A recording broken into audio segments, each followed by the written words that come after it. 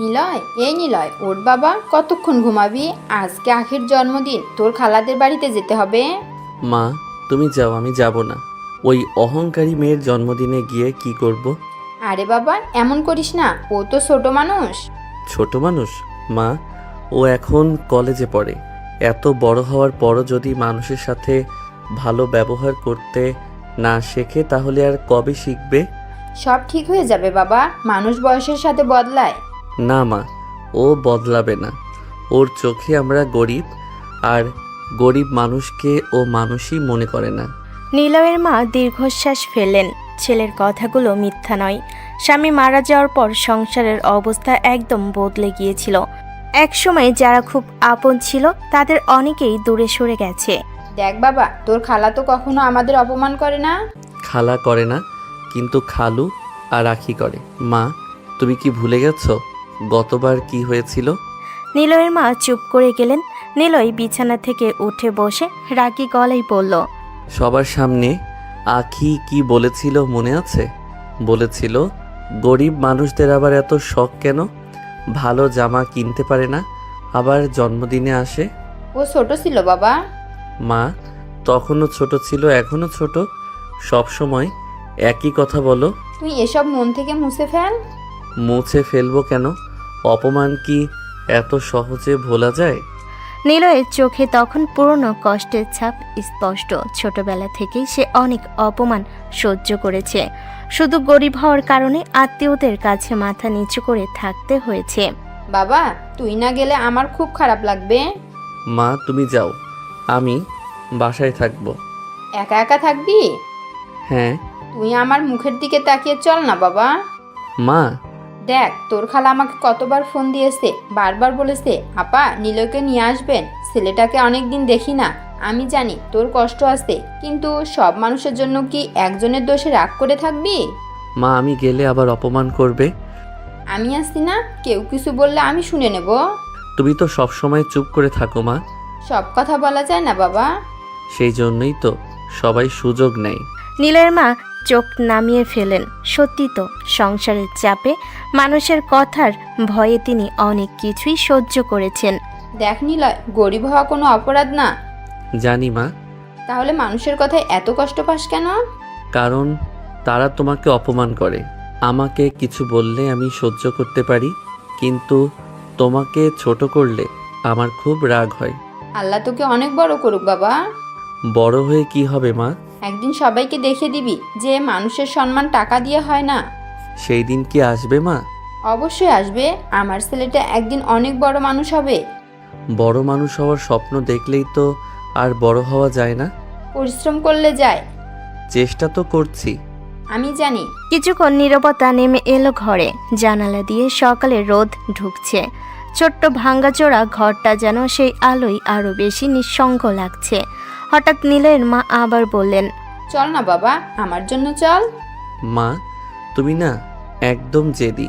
তোর মায়ের জেদ না থাকলে কি সংসার চলতো? আচ্ছা, একটা কথা বলো, কি? আজকে যদি আবার অপমান করে? তাহলে আমরা চুপচাপ চলে আসব। সত্যি? হ্যাঁ। তখন কিন্তু আমাকে থামাতে পারবে না। আগে চল তো। আচ্ছা ঠিক আছে, শুধু তোমার জন্য যাচ্ছি। সত্যি? হুম। আলহামদুলিল্লাহ। নিলয়ের মা খুশিতে ছেলের মাথায় হাত বুলিয়ে দিলেন। আর নিলয় অনিচ্ছা সত্ত্বেও বিছানা থেকে উঠে দাঁড়ালো। আচ্ছা মা, আমার ভালো জামাটা কোথায়? ধুয়ে রেখেছি। ওই নীল শার্টটা? হ্যাঁ। আচ্ছা, বের করো। নিলয়ের মা তাড়াতাড়ি আলমারি খুললেন। পুরনো আলমারিতে যত্ন করে রাখা ছিল নিলয়ের সবচেয়ে ভালো শার্টটা। যদিও সেটা অনেক পুরনো, তবুও সেটাই ছিল তাদের কাছে সবচেয়ে মূল্যবান। নিলয় শার্টটা হাতে নিয়ে কিছুক্ষণ তাকিয়ে রইল, তারপর মনে মনে বলল, আজকে আবার কি অপেক্ষা করছে আমার জন্য কে জানে। নিলয় অনিচ্ছা সত্ত্বেও বিছানা থেকে উঠে দাঁড়ালো। মায়ের মুখের দিকে তাকিয়ে আর না করতে পারল না। যতই রাগ থাকুক, মায়ের মন খারাপ সে দেখতে পারে না। আচ্ছা মা, আমি হাত মুখ ধুয়ে আসছি। যা বাবা, আমি ততক্ষণে নাস্তা গরম করি। নিলয় একটা তোয়ালে কাঁধে নিয়ে বাইরে বের হলো। ছোট্ট উঠানের একপাশে টিউবওয়েল, সেখানে দাঁড়িয়ে মুখে পানি দিতে লাগলো। ঠান্ডা পানি ঝাপটা মুখে পড়তে ঘুমটা পুরোপুরি কেটে গেল। নিলয় আয়নায় নিজের মুখের দিকে তাকালো, মুখে হালকা দাড়ি, চোখে ক্লান্তি আর অদ্ভুত একটা বিষণ্ণতা। নিলয় মনে মনে বলল, জীবনটা যদি একটু অন্যরকম হতো। তারপর মাথা ঝাঁকিয়ে নিজের চিন্তা দূর করলো। এসব ভেবে কোনো লাভ নেই। হাত মুখ ধুয়ে ঘরে ফিরে আসতেই ভাতের গন্ধ নাকে এলো। আয় বাবা, খেয়ে নে। আজকে কি রান্না করেছো? ডাল আর ডিম ভুনা। বাহ, আজ তো রাজকীয় আয়োজন। দুষ্ট ছেলে, এটাও আবার রাজকীয় আয়োজন হলো? আমার কাছে তো এটাই রাজকীয়। নিলয়ের মা মৃদু হাসলেন। ছেলেটা সব সময়ই এমন, নিজের কষ্টগুলো হাসির আড়ালে লুকিয়ে রাখে। দুজন মাটিতে পাটি বিছিয়ে বসে খেতে লাগলো। ভাত আর একটু দেই? আগে এটা শেষ করি। সারাদিন ঠিক মতো খাস না, এত শুকিয়ে গেছিস কেন? আমি শুকাইনি, তোমার চোখে সমস্যা হয়েছে। খুব মোটা হয়ে গেছিস বুঝি? অবশ্যই। আয়না দেখে কথা বল। মা, তুমি না দিন দিন অনেক ফানি হয়ে যাচ্ছ। তোর সাথে থাকতে থাকতে এমন হয়েছি। মা ছেলে দুজনেই হেসে উঠল। অনেকদিন পর এমন নির্ভার একটা সকাল কাটছে। মা, একটা কথা বলি। বল। তুমি কি কখনো বাবাকে খুব মিস করো? প্রশ্নটা শুনে নিলয়ের মায়ের হাত থেমে গেল। কয়েক সেকেন্ড চুপ থেকে বললেন, প্রতিদিন তোর বাবার কথা খুব মনে পড়ে। আমারও। তুই তখন অনেক ছোট ছিলি। তবুও বাবার মুখটা মনে আছে। তোর বাবা তোকে খুব ভালোবাসতো। জানি। সব সময় বলতো আমার ছেলে একদিন অনেক বড় হবে। সবাই কেন আমাকে বড় বানিয়ে ফেলতে চায় বলো তো? কারণ তুই পারবি। জানি না। আমি জানি, কখনো হাল ছেড়ে দিবি না বাবা। দিব না। যত কষ্টই আসুক। তোমার জন্য হলেও দিব না। নিলয়ের মায়ের চোখ ভিজে উঠল। ছেলেটাই তার পৃথিবী। খাওয়া শেষ করে নিলয় গ্লাসে পানি খেলো। আচ্ছা মা, এখন রেডি হই। হ্যাঁ, বেশি দেরি করলে আবার খালা ফোন দেবে। ওহ আল্লাহ, তাহলে তো এখনই রেডি হতে হবে। নিলয় উঠে নিজের ছোট্ট রুমে গেল। পুরনো আলমারিটা খুলে সে নীল শার্টটা বের করলো। শার্টটা খুব নতুন নয়, তবে পরিষ্কার পরিচ্ছন্ন। নিলয় জামাটা হাতে নিয়ে একটু হাসলো। আজকে তোকেই ভরসা। জামাটা পরে আয়নার সামনে দাঁড়ালো সে। চুল আঁচড়ালো, হাত ঘড়িটা পরলো। ঘড়িটা তার বাবার স্মৃতি, অনেক পুরনো হলেও খুব যত্ন করে রাখে। এদিকে নিলয়ের মাও নিজের সেরা শাড়িটা বের করলেন। শাড়িটাও বহু বছরের পুরনো, তবু খুব যত্ন করে ইস্ত্রি করে রেখেছেন। কিছুক্ষণ পর দুজনেই রেডি হয়ে গেল। কেমন লাগছে আমাকে? একদম হিরোইনের মতো। ধুর পাগল ছেলে। সত্যি বলছি। তোর কেমন লাগছে? আমাকে তো সবসময় হ্যান্ডসাম লাগে। আয়নায় ভালো করে দেখ। মা, তুমি আমার আত্মবিশ্বাস নষ্ট করছো। তোর আত্মবিশ্বাস এত সহজ নষ্ট হবে না। আবারও দুজন হেসে উঠল। তারপর নিলয়ের মা দরজায় তালা লাগানোর জন্য এগিয়ে গেলেন। নিলয় একবার নিজের ছোট্ট বাড়িটার দিকে তাকালো, মনে মনে বলল, জানি না আজকের দিনটা কেমন যাবে। তারপর মা ছেলে একসাথে খালাদের বাড়ির উদ্দেশ্যে রওনা দিল। নিলয় আর তার মা রিক্সা করে খালাদের বাড়ির দিকে রওনা দিল। পথ জুড়ে নিলয় চুপচাপ বসেছিল। তার মা মাঝে মধ্যে এটা সেটা নিয়ে কথা বলার চেষ্টা করছিলেন, কিন্তু নিলয় খুব একটা উত্তর দিচ্ছিল না। কিরে, মুখটা এমন করে রেখেছিস কেন? এমনি। এমনি না? এখনো রাগ করে আছিস? রাগ না মা, শুধু যেতে ইচ্ছে করছে না। একটু পরে সব ঠিক হয়ে যাবে। তোমার এই একটা কথা, সব ঠিক হয়ে যাবে। আল্লাহর উপর ভরসা রাখতে হয় বাবা। রাখি তো। কিছুক্ষণ পর রিক্সাটা একটা বিশাল গেটের সামনে এসে থামলো। নিলয় মাথা তুলে তাকালো। বিশাল 3 তলা বাড়ি, সামনে বড় বাগান, গেটের 2 পাশে রঙিন লাইট লাগানো। আজ আখির জন্মদিন বলে পুরো বাড়ি সাজানো হয়েছে। দূর থেকেই বোঝা যাচ্ছে বাড়ি মালিক কতটা ধনী। নিলয় একটা দীর্ঘশ্বাস ফেলল। আমাদের পুরো বাড়ি বিক্রি করলেও এই গেটটার দাম হবে না। এসব বলিস না। সত্যি কথাই বললাম। তারা গেট দিয়ে ভেতরে ঢুকতেই কয়েকজন কাজের লোক দৌড়াদৌড়ি করছে। কেউ ফুল সাজাচ্ছে, কেউ চেয়ারে বসাচ্ছে, কেউ লাইট পরীক্ষা করছে। চারিদিকে উৎসবের আমেজ। ঠিক তখনই ভেতর থেকে দ্রুত বেরিয়ে এলেন নিলয়ের খালা। আপা, বলেই তিনি ছুটে এসে নিলয়ের মাকে জড়িয়ে ধরলেন। অবশেষে আসলে? আসবো না নাকি? কতদিন পর দেখলাম তোমাদের। আমার ভাগ্নেটা তো একদম বড় হয়ে গেছে। খালা, আমি তো আগেই বড় ছিলাম। আহা, এখনো সেই আগের মতোই আছে। খালা স্নেহ ভরে নিলয়ের মাথায় হাত বুলিয়ে দিলেন। এই একজন মানুষই আছেন যিনি কখনো নিলয়কে ছোট করেন না। চল ভিতরে চল। আখি কোথায়? উপরে সারাদিন ধরে সাজগোজ করছে। সেটাই তো স্বাভাবিক। নিলয়ের খালা শুনে হেসে ফেললেন। তার ভেতরে ঢুকতে নিলয়ের চোখ বড় হয়ে গেল। বিশাল ড্রয়িং রুম, দামি সোফা, ঝাড়বাতি, দেওয়ালে বড় বড় ছবি, সবকিছু যেন সিনেমার বাড়ির মতো। নিলয়ের মা একটু অস্বস্তি নিয়ে চারপাশে তাকালেন, কারণ এই বাড়িতে এলেই তিনি নিজের অবস্থার কথা আরও বেশি অনুভব করেন। ঠিক তখনই সিঁড়ি দিয়ে নিচে নামলো আখি। গায়ে দামি একটা ড্রেস, হাতে মোবাইল, মুখে অহংকার স্পষ্ট। নিচে নেমে সে নিলয়ের দিকে তাকালো, তারপর ঠোঁট বাঁকিয়ে অন্যদিকে তাকিয়ে রইল। কেমন আছিস মা? ভালো। পড়াশোনা কেমন চলছে? ভালো। অনেক সুন্দর লাগছে তোকে। ও তারপর আবার মোবাইলের দিকে তাকিয়ে রইল। নিলয় সব দেখছিল, সে কিছু বলল না, কারণ এসব তার নতুন নয়। নিলয়, দেখ তোর বোনকে। দেখছি তো। আখি একবারও নিলয়ের দিকে তাকালো না। কোনো সালাম নেই, কোনো কথা নেই, যেন নিলয় বলে এখানে কেউ নেই। নিলয়ও আর কিছু বলল না। আখির সাথে কথা বলার ইচ্ছেও তার নেই। ঠিক তখনই আখি বলল, মা, আমার ফ্রেন্ড আসবে, আমি উপরে যাচ্ছি। আচ্ছা যা। আখি একবারও পেছনে না তাকিয়ে সোজা উপরে চলে গেল। নিলয়ের মা কষ্ট পেলেও কিছু বললেন না। মেয়েটা অনেক ব্যস্ত মনে হয়। হ্যাঁ মা, পৃথিবীর সবচেয়ে ব্যস্ত মানুষ।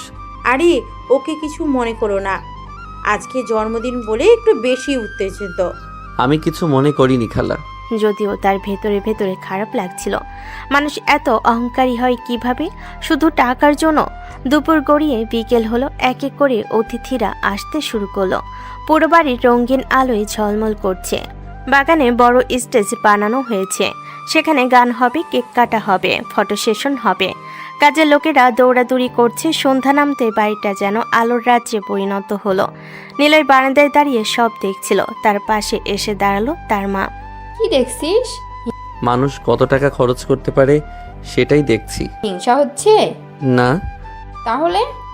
শুধু ভাবছি একটা জন্মদিনে যত টাকা খরচ হচ্ছে সেটা দিয়ে আমাদের মতো কয়েকটা পরিবারের 1 বছরের সংসার চলতো।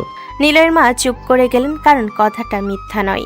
নিচে তখন অতিথিদের ভিড় জমেছে। দামি গাড়ি একের পর এক এসে থামছে। সবে বড়লোক, সবার পোশাক আশাকি চোখ ধাঁধানো। সে ভিড়ের মধ্যে নিলয় আর তার মা যেন আলাদা। তাদের পোশাক পরিষ্কার পরিচ্ছন্ন হলো, খুব সাধারণ। কিছু অতিথি তাদের দিকে কৌতূহলী চোখে তাকাচ্ছিল, কেউ কেউ ফিসফিস করছিল, কিন্তু নিলয় এসবে পাত্তা দিল না। সে শুধু মায়ের পাশে দাঁড়িয়ে রইল। অন্যদিকে আখি তখন তার বন্ধুদের নিয়ে ব্যস্ত, হাসছে, ছবি তুলছে, গল্প করছে, কিন্তু একবারও নিলয় বা তার মায়ের কাছে এসে কথা বলল না। দূর থেকে দেখে মনে হচ্ছিল যেন তাদের সে চিনেই না। নীলের সবকিছু নীরবে দেখছিল, তার চোখে রাগ নেই, আছে শুধু একটা অদ্ভুত কষ্ট। সে তখনও জানতো না এই বাড়িতে কয়েক ঘন্টা পর এমন একটা ঘটনা ঘটবে যা তার পুরো জীবন বদলে দেবে।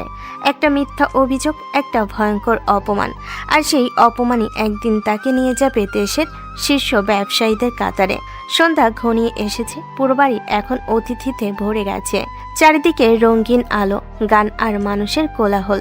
বাগানের একপাশে বিশাল খাবারের আয়োজন করা হয়েছে, বিরিয়ানি, রোস্ট, কাবাব, রেজালা, সালাদ, জুস, কত কি। অতিথিরা একে একে খাবারের দিকে যাচ্ছে। এদিকে নিলয় আর তার মা এক কোণে চুপচাপ বসেছিল। নিলয়ের খালা তাদের কাছে এসে বললেন, আবা, তোমরা এখনো বসে আছো কেন? চলো খেয়ে নাও। পরে খাবো।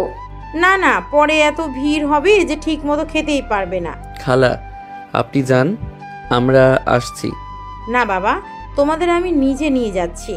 বলে তিনি দুজনকে নিয়ে খাবারের টেবিলের দিকে গেলেন। নীলের মা একটু অস্বস্তি নিয়ে চারপাশে তাকাচ্ছিলেন। এত মানুষ, এত জাঁকজমক, এখানে এলেই তিনি নিজেকে বেমানান মনে করেন। কিন্তু নিলয়ের খালা সবসময় তাদের আপন করে নেওয়ার চেষ্টা করেন। এইদিকে বসো। নিলয়, বিরিয়ানিটা দিব? হ্যাঁ খালা। রোস্ট? দিবেন। কাবাব? খালা, এভাবে দিলে প্লেট ভেঙে যাবে। আরে আজকে খেয়ে নে, রোজ তো আর এমন হয় না। নিলয়ের মা মৃদু হেসে ছেলের দিকে তাকালেন। ঠিক তখনই সেখানে এসে দাঁড়ালো আখি। তার সাথে কয়েকজন বান্ধবীও ছিল।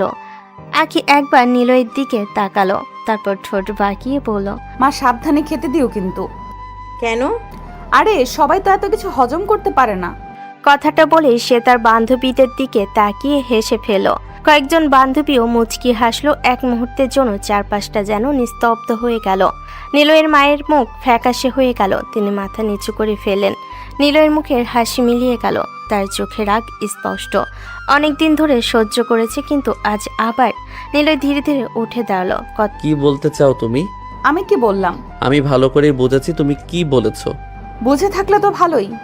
তোমার সমস্যা কি? কোনো সমস্যা নেই। তাহলে বারবার অপমান করো কেন? অপমান কোথায় করলাম? তুমি ইচ্ছে করে এসব বলো? সত্যি কথা বললে যদি কারো গায়ে লাগে তাহলে আমি কি করব? টাকার এত অহংকার ভালো না আখি। আর গরিবদের এত অসম্মানও ভালো না। কথাটা শুনে আশেপাশে কয়েকজন অতিথি তাকিয়ে রইল। নিলয়ের হাত মুঠো হয়ে গেল। তার ভেতরে জমে থাকা রাগ যেন বিস্ফোরিত হতে চাইছে। শোনো।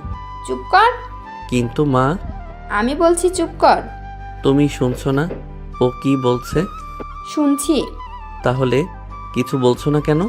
কারণ আমরা ঝগড়া করতে আসিনি। মা। বসে পড়। নিলয়ের মা এমনভাবে বললেন যে নিলয় আর কিছু বলতে পারল না।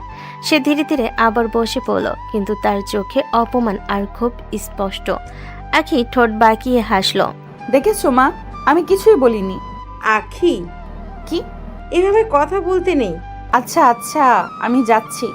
বলে সে বন্ধুদের নিয়ে সেখান থেকে চলে গেল। নিলয়ের খালা বিব্রত মুখে দাঁড়িয়ে রইলেন। আপা, কিছু মনে করো না। না না, কিছু মনে করিনি। আমি ওর হয়ে ক্ষমা চাইছি। ও তো ছোট মানুষ। সবাই ছোট মানুষ, শুধু আমরা বড়। নিলয়। নিলয় চুপ হয়ে গেল। খাওয়া শেষ হলেও নিলয়ের আর কিছু ভালো লাগছিল না। প্রতিটা লোকমা যেন গলায় আটকে যাচ্ছিল। তার চোখ বারবার মায়ের দিকে যাচ্ছিল। মা বাইরে থেকে স্বাভাবিক থাকার চেষ্টা করছেন, কিন্তু তিনি যে কষ্ট পেয়েছেন সেটা নিলয় বুঝতে পারছে। কিছুক্ষণ পরে নিলয় আর তার মা বাগানের এক কোণে গিয়ে বসলো। চারিদিকে গান বাজছে, মানুষ হাসছে, ছবি তুলছে, আনন্দ করছে, কিন্তু নিলয় চুপচাপ। কি ভাবছিস? কিছু না। রাগ করেছিস? নিজের উপর রাগ হচ্ছে। কেন? কারণ আমি কিছুই করতে পারি না। এসব কথা বলিস না। সত্যি তো। আজকে আমাদের অবস্থা খারাপ বলে কেউ ছোট করলে তার মানে এই না যে সারা জীবন এমন থাকবে। আল্লাহ সব দেখেন। জানি। একদিন তুই অনেক বড় হবি। সবাই এই কথাটাই বলে। কারণ আমি বিশ্বাস করি। তোমার বিশ্বাস যেন কখনো ভাঙতে না হয় মা। দূরে দাঁড়িয়ে আখি তখনও তার বন্ধুদের সাথে হাসাহাসি করছে। তার চোখে অহংকার, তার মনে কোনো অনুশোচনা নেই। কিন্তু সে জানতো না আজকের এই অপমান, এই তুচ্ছ-তাচ্ছিল্য খুব শীঘ্রই এমন এক ঘটনার সূচনা করবে যা শুধু নিলয়ের জীবনই নয়, তাদের পুরো পরিবারের ভাগ্য বদলে দেবে। আর সেই ঘটনার কেন্দ্রবিন্দুতে থাকবে আখি নিজেই। রাত যত গভীর হচ্ছে, আখিদের বাড়ির পার্টি তত জমে উঠছে। বাগানের স্টেজে গান বাজছে, অতিথিদের ভিড় ক্রমেই বাড়ছে। রঙিন আলোয় পুরো বাড়িটা যেন ঝলমল করছে। এদিকে বাড়ির দ্বিতীয় তলায় নিজের রুমে বসে আখি আয়নার সামনে সাজগোজ করছে।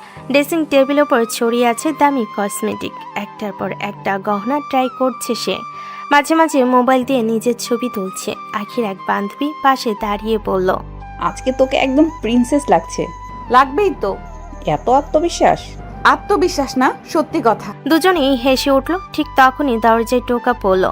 আখি ঘাড় ঘুরিয়ে বলল, আসো। আখি ভেবেছিল হয়তো তার মা কিংবা কোনো বান্ধবী, কিন্তু দরজা খুলে ভেতরে ঢুকতে তার মুখটা বিরক্তিতে ভরে গেল। কারণ ভেতরে এসেছে নিলয়। তুমি হ্যাঁ আমি। এখানে কেন? আসতে নেই। দরকারটা কি? নিলয় কয়েক সেকেন্ড চুপ করে রইল। তারপর পকেট থেকে একটা ছোট্ট গিফট বক্স বের করলো। সাধারণ কাগজে মোড়ানো, খুব দামি কিছু নয়, কিন্তু যত্ন করে প্যাকেট করা। Happy birthday. জানি খুব বেশি কিছু না, তবু জন্মদিন বলে একটা ছোট উপহার এনেছি। কয়েক সেকেন্ড নীরবতা, তারপর আখি ধীরে ধীরে গিফটটা হাতে নিল, ঘুরিয়ে ফিরিয়ে দেখলো, এরপর ঠোঁট বাঁকিয়ে হাসলো। এটা কি? খুলে দেখলেই তো জানতে পারবে। এত ছোট? ছোট হলে সমস্যা? না, আসলে ভাবছিলাম ভেতরে কিছু আছে তো। পাশে দাঁড়িয়ে থাকা বান্ধবী মুচকি হেসে ফেল। নিলয়ের মুখ শক্ত হয়ে গেল। আখি গিফটটা না খুলে টেবিল ওপর রেখে দিল। ধন্যবাদ। কিন্তু তার কণ্ঠে কোনো কৃতজ্ঞতা ছিল না, বরং স্পষ্ট অবহেলা। নিলয় সেটা বুঝতে পারল। তোমার পছন্দ হয়নি? আমি তো খুলেই দেখিনি। তাহলে এমন আচরণ করছো কেন? কারণ আমি জানি ভেতরে কি থাকতে পারে। কি থাকতে পারে? তোমাদের সামর্থ্য অনুযায়ী যা হয় আর কি। কথাটা শুনে নিলয়ের বুকের ভেতরটা মোচড় দিয়ে উঠল। সে নিজেকে শান্ত রাখার চেষ্টা করলো। সামর্থ্য ছোট হতে পারে, কিন্তু মনটা ছোট না। ও, অন্তত উপহার দেওয়ার সময় কাউকে অপমান করি না। অপমান কোথায় করলাম? তুমি সবসময় একই কাজ করো। কারণ সত্যিটা শুনতে তোমার খারাপ লাগে। সত্যি আর অহংকার এক জিনিস না। তুমি আমাকে শেখাবে? শেখানোর দরকার নেই। মানুষ হয়ে জন্মালে কিছু জিনিস নিজে থেকেই শেখা উচিত। কি বলতে চাইছো? বলতে চাইছি, টাকা থাকলেই মানুষ বড় হয় না। আর টাকা না থাকলেই মানুষ ভালো হয়ে যায়? অন্তত অন্যকে ছোট করার অধিকার পায় না। আমি কাউকে ছোট করছি না। সারাদিন ধরে যা করছো সেটা কি? শোনো নিলয়, তুমি আমার জীবন নষ্ট করতে এসো না। আমি জন্মদিন নষ্ট করতে আসিনি, তাহলে? শুধু শুভেচ্ছা জানাতে এসেছিলাম। জানিয়ে তো দিয়েছো। হ্যাঁ। তাহলে এখন যেতে পারো। নিলয়ের বুকের ভেতরে রাগ জমতে লাগলো। সে কয়েক সেকেন্ড চুপ করে দাঁড়িয়ে থাকলো, তারপর ধীরে ধীরে বলল, একটা কথা বলি, বলো। এত অহংকার ভালো না। আমার জীবন নিয়ে তোমার চিন্তা করতে হবে না। করছি না। তাহলে উপদেশও দিও না। আমি শুধু বলছি, আজ যেটা নিয়ে তুমি এত গর্ব করছো সেটা চিরদিন থাকবে তার কোনো নিশ্চয়তা নেই। আর তোমার আছে? আমার কিছুই নেই, তাহলে? কিন্তু আমি কাউকে অপমান করে আনন্দ পাই না। তোমার এসব বড় বড় কথা শুনে হাসি পায়। হাসো। তুমি কি ভাবো একদিন খুব বড়লোক হয়ে যাবে? বড়লোক হব কি না জানি না, কিন্তু চেষ্টা করব যেন কাউকে ছোট না করতে হয়। বাহ, কি মহান কথা। অন্তত মানুষের সম্মান দিতে শিখেছি। দেখো, আমাকে জ্ঞান দিতে আসবে না। আর তুমি আমাকে অপমান করবে না। এটা আমার রুম, জানি। আমার জন্মদিন। সেটাও জানি। তাহলে বের হয়ে যাও। নিলয় আখির দিকে কয়েক মুহূর্ত তাকিয়ে রইল, তারপর টেবিলের উপর রাখা ছোট গিফটটার দিকে তাকালো। ওটা কেনার জন্য সে নিজের টিউশনের টাকা থেকে কিছু অংশ জমিয়েছিল। খুব দামি কিছু নয়, কিন্তু আন্তরিকতা ছিল। আর সেই উপহারটাও আখির কাছে মূল্যহীন। নিলয়ের বুকটা হালকা কষ্টে ভরে গেল। সে দরজার দিকে হাঁটতে লাগলো। দরজার কাছে গিয়ে আবার থামলো, পেছন ফিরে বলল, গিফটটা খুলে দেখো। দরকার নেই। একবার দেখলেই বুঝবে, দাম দিয়ে সব কিছু বিচার করা যায় না। দেখা যাবে। শুভ জন্মদিন আখি। তারপর নিলয় রুম থেকে বেরিয়ে গেল। আখি কিছুক্ষণ দরজার দিকে তাকিয়ে রইল, তারপর বিরক্ত মুখে গিফটের দিকে তাকালো। কিন্তু তখনও সে জানতো না কয়েক ঘন্টা পর এমন একটা ঘটনা ঘটবে যার জন্য সে নিজেই নিলয়ের জীবনের সবচেয়ে বড় ঝড়ের কারণ হয়ে উঠবে। আর সেই রাতটাই হবে নিলয়ের জীবনের সবচেয়ে অপমানের রাত। রাত 8টার পর পার্টি পুরোপুরি জমে উঠল। চারিদিকে রঙিন আলো, স্টেজের গান বাজছে। বাগানের মাঝখানে বিশাল কেক সাজানো। কেকের চারপাশে ফুল দিয়ে সুন্দর করে সাজানো হয়েছে। অতিথিদের ভিড় এখন অনেক বেশি। একের পর এক দামি গাড়ি এসে থামছে।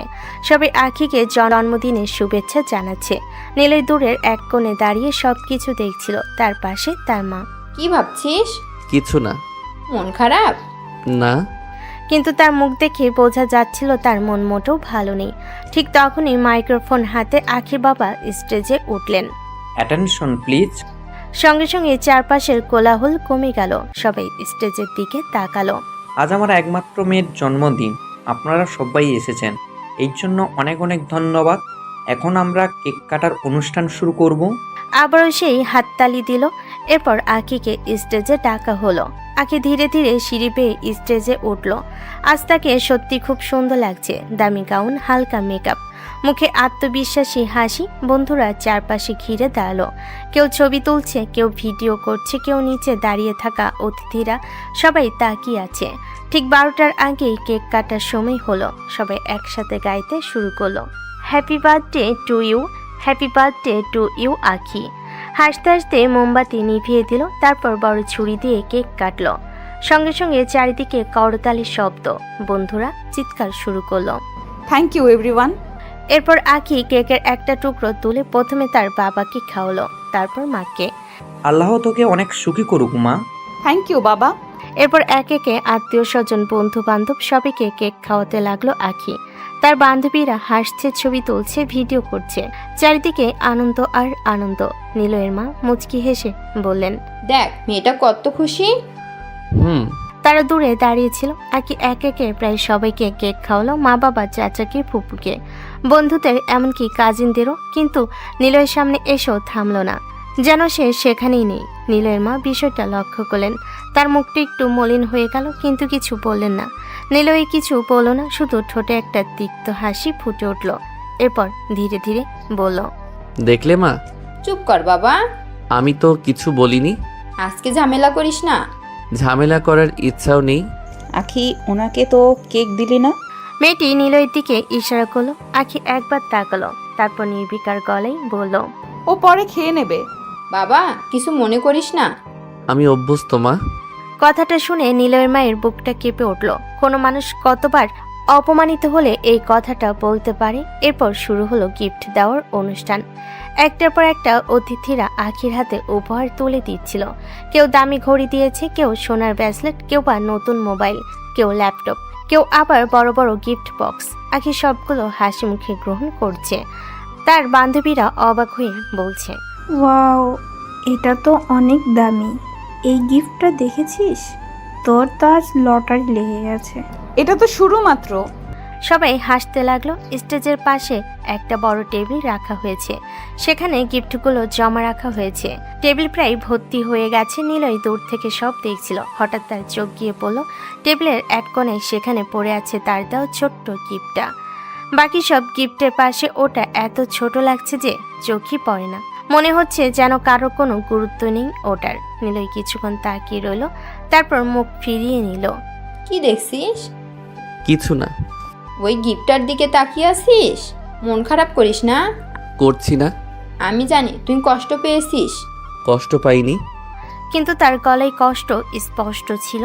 হঠাৎ নিলয়ের খালা এসে তাদের পাশে দাঁড়ালেন। তোমরা এখানে একা দাঁড়িয়ে আছো কেন? এমনি। চল সবার সাথে বসো। খালা, আমি এখানেই ভালো আছি। তুমি সবসময় এত চুপচাপ কেন? আমি এমনই। খালা কিছু বলতে গিয়ে থেমে গেলেন, কারণ তিনিও বুঝতে পারছিলেন তার মেয়ের আচরণ নিলয়কে কষ্ট দিয়েছে। কিন্তু তিনি তখনও জানতেন না এই গিফটগুলোর মধ্যে লুকিয়ে আছে এমন এক ঘটনা যা কয়েক ঘন্টা পর পুরো বাড়িকে তোলপাড় করে দেবে। আর সেই ঘটনার দায় চাপানো হবে নিলয়ের ওপর। রাত অনেক হয়ে গেছে, জন্মদিনের অনুষ্ঠান প্রায় শেষ। এক এক করে অতিথিরা বিদায় নিয়ে চলে গেছে। কিছুক্ষণ আগেও যে বাড়িটা মানুষের কোলাহলে মুখর ছিল, এখন সেখানে অনেকটাই নীরবতা। বাগানে লাইটগুলো এখনো জ্বলছে। কাজের লোকেরা চেয়ার টেবিল গুছিয়ে নিচ্ছে। এদিকে নিলয় আর তার মা ড্রয়িং রুমের একপাশে বসে আছে। অনুষ্ঠান শেষ হওয়ার পর তারা ভাবছিল আর কিছুক্ষণ পর বাড়ি ফিরবে। চল একটু পরে তোর খালার সাথে দেখা করে বের হয়ে যাব। হুম। আজ অনেক রাত হয়ে গেছে। হ্যাঁ। নিলয় তখনও চুপচাপ। সারাদিনের অপমান তার মাথার ভেতর ঘুরছে।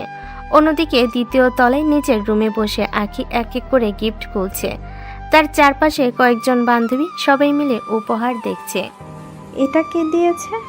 মামা দিয়েছে। ওয়াও, অনেক সুন্দর ঘড়ি তো। হুম। আর এটা? এটা চাচা দিয়েছে। একটার পর একটা গিফট খোলা হচ্ছে। কেউ দামি পারফিউম দিয়েছে, কেউ সোনার ব্রেসলেট, কেউ ব্যান্ডেড ব্যাগ। সবাই মুগ্ধ হয়ে দেখছে। হঠাৎ আখি একটা গিফট খুঁজতে লাগলো। প্রথমে স্বাভাবিকভাবেই খুঁজছিল, তারপর একটু অস্থির হয়ে উঠল। 1 মিনিট, কি হয়েছে? ওই বক্সটা কোথায়? কোন বক্স? রিমিট দেওয়া বক্স। এখানেই তো থাকবে। না, নেই। আখি দ্রুত টেবিলের উপরে রাখা গিফটগুলো নেড়ে চেড়ে দেখতে লাগলো। তারপর বিছানার উপর, আলমারির পাশে, ড্রেসিং টেবিলের কাছে, কিন্তু কোথাও পেল না। তার মুখের রং ধীরে ধীরে বদলে যেতে লাগলো। কি হয়েছে বল তো? রিমি আমাকে একটা হীরের আংটি দিয়েছে। তারপর? সেটা নেই, আমি পাচ্ছি না। আখির কণ্ঠে এবার স্পষ্ট আতঙ্ক। সে আবার খুঁজতে লাগলো বিছানা, ড্রয়ার, গিফটের স্তূপ, সব জায়গায়, কিন্তু আখির কোনো খোঁজ নেই। হঠাৎ মা, আমার আংটি। তার চিৎকারে পুরো বাড়ি কেঁপে উঠল। নিচে বসে থাকা সবাই চমকে গেল। নিলয়ের খালা দৌড়ে উঠলেন। আখির বাবা দ্রুত সিঁড়ি বেয়ে উপরে গেলেন। নিলয় আর তার মা অবাক হয়ে তাকালো। কি হলো? জানি না। আমার আংটি। কি হয়েছে মা? রিমি আমাকে হীরের আংটি দিয়েছে। তারপর সেটা নেই, সব ভালো করে খুঁজেছিস? জায়গায় খুঁজেছি, পাচ্ছি না। আংটিটা কিন্তু অনেক দামি আঙ্কেল। শেষ কখন দেখেছিস? একটু আগে গিফট দেওয়ার সময় ছিল, এখন নেই। পুরো রুমে উত্তেজনা ছড়িয়ে পড়ল। সবাই খুঁজতে শুরু করলো বিছানার নিচে, সোফার পাশে, ডয়ারে, গিফটের বক্সে, কোথাও নেই। আখি মুখ ক্রমশ শক্ত হয়ে উঠছে, সে যেন কিছু ভাবছে। হঠাৎ তার চোখ গিয়ে পড়ল দরজার কাছে দাঁড়িয়ে থাকা নিলয়ের উপর। নিলয় তখন পরিস্থিতি দেখছিল, তার কোনো আগ্রহই ছিল না এসবের মধ্যে। কিন্তু হঠাৎ আখি আঙ্গুল তুলে বলল, আমি জানি আংটিটা কে নিয়েছে। কি বলছিস? আমি জানি কে নিয়েছে। কে? নিলয়। মুহূর্তের মধ্যে পুরো রুম জমে গেল। সবাই হতবাক। নিলয়ের মা যেন নিদানকে বিশ্বাস করতে পারছেন না। নিলয় কয়েক সেকেন্ড স্থির হয়ে দাঁড়িয়ে রইল, তারপর ধীরে বলল, কি বললে? তুমিই নিয়েছো। কি এসব কি বলছিস? আমি যা বলছি ঠিক বলছি। তুমি আমাকে চোর বলছো? আমি শুধু সত্যি বলছি। তোমার মাথা ঠিক আছে? আমার মাথা ঠিকই আছে। রুমে উপস্থিত সবাই স্তব্ধ, কেউ কিছু বলছে না। আখির খালা হতভম্ব হয়ে মেয়ের দিকে তাকিয়ে আছেন। আখির বাবার মুখও শক্ত হয়ে গেছে। আমার ছেলে এমন কাজ করতে পারে না। সবাই নিজের ছেলেকে নির্দোষী ভাবে। আখি, খালা রাগ করবেন না, কিন্তু আমার সন্দেহ ওর উপরেই। সন্দেহ করার কারণ? কারণ তুমি সবচেয়ে বেশি সময় এদিক ওদিক ঘুরছিলে, কি আজে বাজে কথা! আর তুমি আমার রুমে এসেছিলে। কথাটা শুনে কয়েকজন একে অন্যের দিকে তাকালো। নিলয় রাগে দাঁত চেপে বলল, আমি তোমাকে গিফট দিতে এসেছিলাম। সেটা তো সবাই বলে। মুখ সামলে কথা বলো। সত্যি কথা শুনতে খারাপ লাগছে। প্রমাণ ছাড়া কাউকে চোর বলছো? আমার মনে হচ্ছে তুমিই নিয়েছো। আল্লাহ, এসব কি শুনছি? আমার ছেলে গরিব হতে পারে, কিন্তু চোর না। সেটা তো খুঁজলেই বোঝা যাবে। কথাটা বলেই আখি নিলয়ের দিকে তাকালো। তার চোখে ছিল অভিযোগ, আর সেই অভিযোগের আঘাতে নিলয়ের বুকের ভেতরটা জ্বলে উঠল। সে কখনো ভাবেনি যে মেয়ে তাকে সারাদিন অপমান করছে, সে একদিন সবার সামনে তাকে চোরও বলবে। আর এই অভিযোগই হতে চলেছে তার জীবনের সবচেয়ে বড় অপমানের শুরু। আখির অভিযোগ শোনার পর পুরো রুমে অদ্ভুত এক নীরবতা নেমে এলো। সবাই নিলয়ের দিকে তাকালো, কেউ অবিশ্বাসের চোখে, কেউ সন্দেহের চোখে। আর নিলয় সেজন্য এখনো বিশ্বাস করতে পারছে না যে তাকে সবার সামনে চোর বলা হচ্ছে। আখি, শেষবারের মতো বলছি, যা বলছো ভেবে বলো। আমি ভেবেই বলছি। আমার উপর এমন অভিযোগ দেওয়ার আগে প্রমাণ দেখাও। প্রমাণ পাওয়া যাবে। আখি, তুই থাম। খালা আমি মিথ্যা বলছি না। আমার ছেলে এমন কাজ করতে পারে না। তাহলে সার্চ করতে সমস্যা কোথায়? কথাটা বলতে চারপাশে ফিসফাস শুরু হয়ে গেল। একজন আত্মীয় বলল, হ্যাঁ, সার্চ করলেই তো বোঝা যাবে। যদি নির্দোষ হয় তাহলে ভয় কিসের? আংটিটা তো খুঁজে বের করতেই হবে। নিলয়ের বুকের ভেতরটা মুচড় দিয়ে উঠল। এরা সবাই তাকে ছোটবেলা থেকেই চেনে, তবু কেউ তার হয়ে একটা কথাও বলছে না। না, এসবের দরকার নেই। দরকার আছে মা। তুই কিছু মনে করিস না বাবা, ব্যাপারটা পরিষ্কার হওয়া দরকার। আমার উপর বিশ্বাস নেই কারো? কেউ উত্তর দিল না। নিলয় চারপাশে তাকালো। একটা মুখও নেই যে তার হয়ে দাঁড়াবে, শুধু তার মা, শুধু সেই অসহায় মহিলা। আমার ছেলের গায়ে কেউ হাত দিবে না। আপনি ওকে বাঁচাতে চাইছেন? কি বুঝবো? নিলয়ের মা কেঁপে উঠলেন রাগে। নিলয় ধীরে ধীরে মায়ের কাঁধে হাত রাখল। মা থাক, না বাবা। আমি কিছু লুকাইনি। কিন্তু কেউ খারাপভাবে নেবেন না, শুধু দেখে নেওয়া হোক। একজন আত্মীয় এগিয়ে এলো। নিলয়ের বুকের ভেতরে অদ্ভুত কষ্ট, চোরের মতো দাঁড়িয়ে থাকতে হচ্ছে তাকে সবার সামনে, নিজের আত্মীয়দের সামনে। তার জামার পকেট দেখা হলো, কিছু নেই। এক পাশের পকেট দেখা হলো, কিছু নেই। ঠিক তখনই লোকটা নিলয়ের প্যান্টের পকেটে হাত দিল, আর পরের মুহূর্তেই তার মুখ বদলে গেল। এটা কি? পুরো রুম নিস্তব্ধ। লোকটা ধীরে ধীরে হাত বের করলো। তার হাতে চকচকে একটা বক্স, রিমির দেওয়া সেই আংটির বক্স। সবাই হতবাক। নিলয়ের মা স্থির হয়ে গেলেন। নিলয়ের চোখ বড় হয়ে গেল। সে যেন নিজের চোখকেও বিশ্বাস করতে পারছে না। লোকটা বক্স খুলল, ভেতরে হীরের আংটি। রুমে চাপা গুঞ্জন শুরু হয়ে গেল। দেখেছো? আগে ঠোঁটের কোণে অদ্ভুত একটা হাসি ফুটে উঠল। এক মুহূর্তের জন্য সেই হাসিটা নিলয়ের চোখ এড়ালো না, কিন্তু সে তখন এতটাই হতবাক, কিছুই বলতে পারল না। না না, এটা হতে পারে না। আমার ছেলে এটা করেনি। বাবা, কিছু বল। আমি জানি না এটা আমার পকেটে কিভাবে এলো। বাহ, আমি সত্যিই জানি না। ছি ছি, ভাবতেই পারিনি। গরিব হলেই সবাই খারাপ হয় না, কিন্তু এ ছেলে তো। চুপ করুন, আমি চুরি করিনি। তাহলে পকেটে এলো কিভাবে? আমি জানি না। তাহলে আংটি নিজে নিজে উড়ে গিয়ে তোমার পকেটে ঢুকেছে? সবাই দেখেছে, প্রমাণও পাওয়া গেছে, এখনো মিথ্যা বলবে? আমি চোর না। আংটি কি নিজে নিজে হেঁটে গেছে? আমি জানি না কে করেছে। অবশ্যই জানো। আমার ছেলে নির্দোষ। আপা, প্রমাণ তো সামনে। না নিলয়, এটা করতে পারে না। নিজের সন্তান বলে বিশ্বাস করতে চাইছেন। আমি আমার ছেলেকে চিনি। কিন্তু তার কথা কেউ শুনল না। চারিদিক থেকে শুধু তিরস্কার, অভিযোগ, অপমান। নিলয় অনুভব করলো যেন তার নিঃশ্বাস নিতে কষ্ট হচ্ছে। নিলয়ের খালাও কাঁদো কাঁদো গলায় বললেন, নিলয়, তুই সত্যি বল বাবা।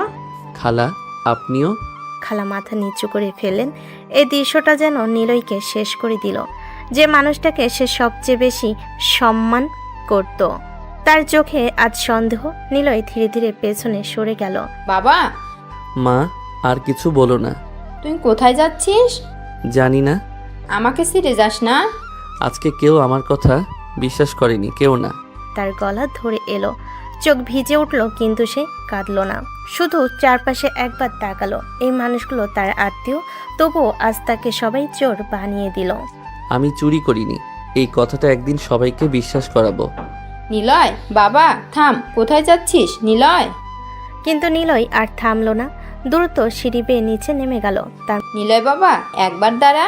মা দৌড়ে পেছনে গেলেন, কিন্তু বাড়ির গেট পার হয়ে রাতের অন্ধকারে হারিয়ে গেল নিলয়।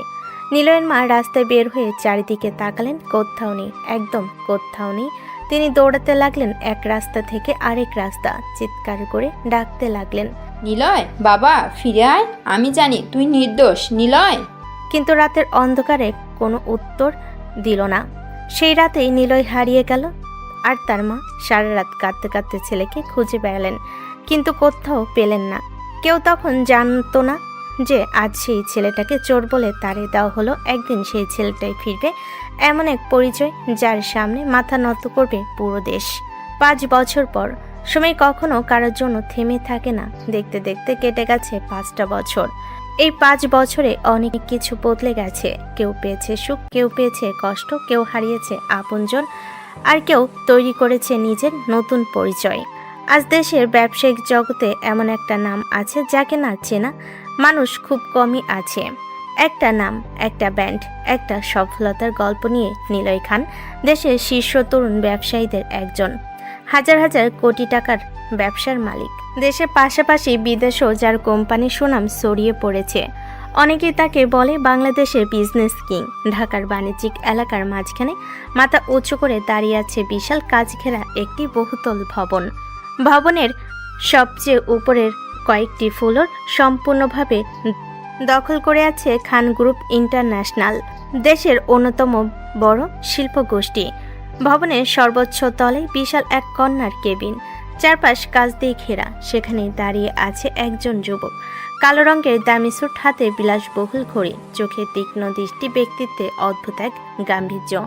সে আর আগের সেই অবহেলিত নিলয় নয়, সে এখন নিলয় খান। দুহাত পকেটে ঢুকিয়ে কাছের দেওয়ালের সামনে দাঁড়িয়ে আছে সে। নিচে পুরো ঢাকা শহর দেখা যাচ্ছে। গাড়িগুলো পিঁপড়ার মতো ছোট দেখাচ্ছে, আকাশে মেঘ ভাসছে, কিন্তু নিলয়ের চোখে এসব কিছুই ধরা পড়ছে না। তার দৃষ্টি স্থির কাছের উপর। মনে যেন কোথাও হারিয়ে গেছে। হঠাৎ তার চোখের সামনে ভেসে উঠল সেই রাত, সেই অপমান, সেই আংটি, সেই অভিযোগ, সেই অসহায় মায়ের কান্না। নিলয় বাবা থাম, আমি জানি তুই নির্দোষ। নিলয় চোখ বন্ধ করলো। 5 বছর হয়ে গেছে, কিন্তু কিছু স্মৃতি কখনো পুরনো হয় না, কিছু ক্ষত কখনো শুকায় না। ধীরে ধীরে চোখ খুলল সে। তারপর নিজের প্রতিচ্ছবির দিকে তাকিয়ে মৃদু হেসে বলল, দেখলে মা, তোমার ছেলে হারিয়ে যায়নি, ফিরে এসেছে, তবে আগের নিলয় হয়ে না। তার গলায় কোনো আনন্দ নেই, বরং এক ধরনের শূন্যতা। এত বড় সফলতা, এত টাকা, এত সম্মান, তারপরও একটা জায়গা আজও ফাঁকা, মায়ের জায়গা। সেই রাতের পর সে আর কখনো বাড়ি ফিরে যায়নি, কখনো যোগাযোগ করেনি, কারণ সে চেয়েছিল একদিন নিজের পরিচয় ফিরবে, নিজের যোগ্যতায় ফিরবে, কাউকে কিছু প্রমাণ করতে হবে না এমন অবস্থানে পৌঁছে ফিরবে। ঠিক তখনই দরজায় টোকা পড়ল, ঠকঠক করে। নিলয় পেছনে না তাকিয়ে বলল, কামিন। দরজা খুলে ভেতরে প্রবেশ করলো তার পার্সোনাল ম্যানেজার, 40 বছরের ভদ্রলোক, যার নাম রাশেদ। 5 বছর ধরে নিলয়ের সাথে কাজ করছে। স্যার। বিদেশি বায়াররা এসে গেছেন। নিলয় ধীরে ধীরে ঘুরে দাঁড়ালো, মুহূর্তেই তার মুখের আবেগগুলো উধাও। আবার সেই ঠান্ডা আত্মবিশ্বাসী ব্যবসায়ী। কোন দেশের? জার্মানি, কানাডা আর সিঙ্গাপুরের প্রতিনিধিরা এসেছেন স্যার। সবাই উপস্থিত? জি স্যার। Documents ready? সব প্রস্তুত। Project report? সেটাও রেডি। ভালো। স্যার, তারা আপনার জন্য অপেক্ষা করছেন। রাশেদের চোখে সবসময় একটা বিস্ময় কাজ করে, কারণ সে নিজের চোখে দেখেছে কিভাবে মাত্র 5 বছরে এই মানুষটা শূন্য থেকে সাম্রাজ্য গড়ে তুলেছে। দিনে 18 ঘন্টা কাজ করেছে, অসংখ্য ব্যর্থতা দেখেছে, অসংখ্য বাধা পেরিয়েছে, কিন্তু কখনো হার মানেনি। রাশেদ মাঝে মাঝে ভাবেন এই মানুষটা আসলে মানুষ নাকি মেশিন। নিলয় ফাইল হাতে তুলে নিল, তারপর বলল, চলুন। দুজন বেরিয়ে পড়ল। বাইরে বের হতে কর্মচারীরা সম্মান নিয়ে দাঁড়িয়ে গেল। অনেকে সালাম দিল, অনেকে শুভেচ্ছা জানালো। সবাইয়ের চোখে একটাই জিনিস, সম্মান। যে সম্মানের জন্য একসময় সে তৃষ্ণার্ত ছিল, আজ সেই সম্মানই তার পায়ের নিচে। লিফট থেকে নেমে তারা সরাসরি কনফারেন্স ফ্লোরে গেল। বড় কাছে দরজার সামনে এসে দাঁড়ালো নিলয়। ভেতরে ইতিমধ্যেই বিদেশি প্রতিনিধিরা বসে আছে। কেউ ইংরেজিতে আলোচনা করছে, কেউ ল্যাপটপে কাজ করছে, কেউ নোটে দেখছে। রাশেদ দরজা খুলে দিল আর নিলয় ভেতরে প্রবেশ করতে সবাই দাঁড়িয়ে গেল। একজন বিদেশি প্রতিনিধি এগিয়ে এসে হাত বাড়িয়ে দিল। Mister Niloy Khan, it's an honor to meet you. Welcome to Bangladesh. তারপর শুরু হলো বহু কোটি টাকার আন্তর্জাতিক ব্যবসায়িক বৈঠক। কেউ তখন কল্পনা করতে পারবে না আজ যার সাথে বিদেশি কোম্পানিগুলো চুক্তি করার জন্য অপেক্ষা করছে, 5 বছর আগে সেই মানুষটাকে তার আত্মীয়রা চোর বলে অপমান করেছিল। আর নিলয়, সে এখনও জানে না তার অতীত আবার তার সামনে ফিরে আসতে চলেছে খুব শীঘ্রই। আর সেই অতীতের নাম আঁখি। কনফারেন্স রুমের বিশাল কাছের দরজাটা বন্ধ হতেই পুরো পরিবেশ বদলে গেল। দীর্ঘ টেবিলের এক পাশে বসে আছেন নিলয় খান, অন্য পাশে বিদেশি বায়াতদের প্রতিনিধি দল। সবার সামনে ল্যাপটপ, ফাইল আর বিভিন্ন প্রজেক্ট রিপোর্ট। রাশেদ এক পাশে দাঁড়িয়ে আছে। মিটিং শুরু হতেই একজন বিদেশি প্রতিনিধি বললেন, মিস্টার নিলয় খান, আমরা গত 6 মাস ধরে আপনার কোম্পানির কাজ পর্যবেক্ষণ করেছি। That's good. আপনার কোম্পানির ডেলিভারি রেট, প্রোডাকশন কোয়ালিটি এবং ম্যানেজমেন্ট আমাদের খুবই ইমপ্রেস করেছে। Thank you. নিলয়ের কণ্ঠে অহংকার নেই, আছে আত্মবিশ্বাস, যেটা বছরের পর বছর কঠোর পরিশ্রম করে অর্জন করেছে। আরেকজন প্রতিনিধি বললেন, আমরা ইউরোপিয়ান মার্কেটে নতুনভাবে প্রবেশ করতে চাই এবং আমরা চাই আপনারা আমাদের প্রধান পার্টনার হন। আপনারা বছরে কত ইউনিট প্রোডাক্ট এক্সপোর্ট করতে চান? প্রথম বছরেই প্রায় 25 লাখ ইউনিট। রুমের অনেকেই সংখ্যাটা শুনে অবাক হয়ে গেল, কারণ এই বিশাল অর্ডার, কিন্তু নিলয়ের মুখে কোনো পরিবর্তন নেই। দ্বিতীয় বছর? অন্তত দ্বিগুণ। আমরা পারবো। আপনি এতটা নিশ্চিত? আমি এমন কোনো প্রতিশ্রুতি দেই না যেটা রাখতে পারবো না। তার উত্তর শুনে বিদেশিরা মুগ্ধ হয়ে গেল। মিটিং আরও প্রায় 2 ঘন্টা চলল। Production, supply chain, investment, risk factor সবকিছু নিয়ে বিস্তারিত আলোচনা হলো। একসময় একজন প্রতিনিধি বললেন, আমরা প্রস্তুত, চুক্তি সাইন করতে চাই। রাশেদের মুখে হাসি ফুটে উঠল, কারণ এই ডিলের মূল্য কয়েকশো কোটি টাকা। নিলয় কলম হাতে নিল, প্রতিনিধিরাও সই করলেন, সবাই করমর্দন করল। Congratulation mister Khan. Thank you. Meeting শেষ হওয়ার পর সবাই একে একে বেরিয়ে গেল। রাশেদ ফাইলগুলো গুছিয়ে নিচ্ছিল, তার মুখে স্পষ্ট আনন্দ। স্যার, আবারও অসাধারণ একটা ডিল হলো। এটা শুধু শুরু। আপনার কাছে সব সময় শুরু মনে হয়? নিলয় টেবিলে রাখা কফির কাপ হাতে নিল, জানালার বাইরে তাকালো। ঢাকার ব্যস্ত শহর, গাড়ির শব্দ, মানুষের ছুটে চলা, সবকিছু আগের মতোই চলছে। কিন্তু তার জীবন 5 বছরে একেবারে বদলে গেছে। ঠিক তখনই রাশেদ আবার বলল, স্যার, আরেকটা খবর ছিল। বলুন। নতুন একজন ক্লায়েন্ট আমাদের সাথে দেখা করতে চাচ্ছে। কে? তারা আপনার সাথে বিজনেস পার্টনারশিপ করতে আগ্রহী। কোম্পানির নাম? চৌধুরী কোম্পানি। নামটা শোনার সঙ্গে সঙ্গে নিলয়ের হাত থেমে গেল, তার চোখের দৃষ্টি বদলে গেল, মুখের হাসি মিলিয়ে গেল। ধীরে ধীরে সে ফাইলের দিকে তাকালো। কি বললেন? Chowdhury company sir. কয়েক সেকেন্ড নীরবতা। রাশেদ প্রথমবারের মতো দেখলো এই নামটা শুনে নিলয়ের মুখে অদ্ভুত একটা পরিবর্তন এসেছে। নিলয়ের চোখে যেন 5 বছর আগে সেই রাত ভেসে উঠল। আখি, তার খালু, সেই বাড়ি, সেই অপমান, সেই আংটি। নিলয়ের হাত ধীরে ধীরে মুঠো হয়ে গেল। রাশেদ অবাক হয়ে বলল, স্যার, চৌধুরী কোম্পানির মালিককে? মিস্টার ফারাদ চৌধুরী।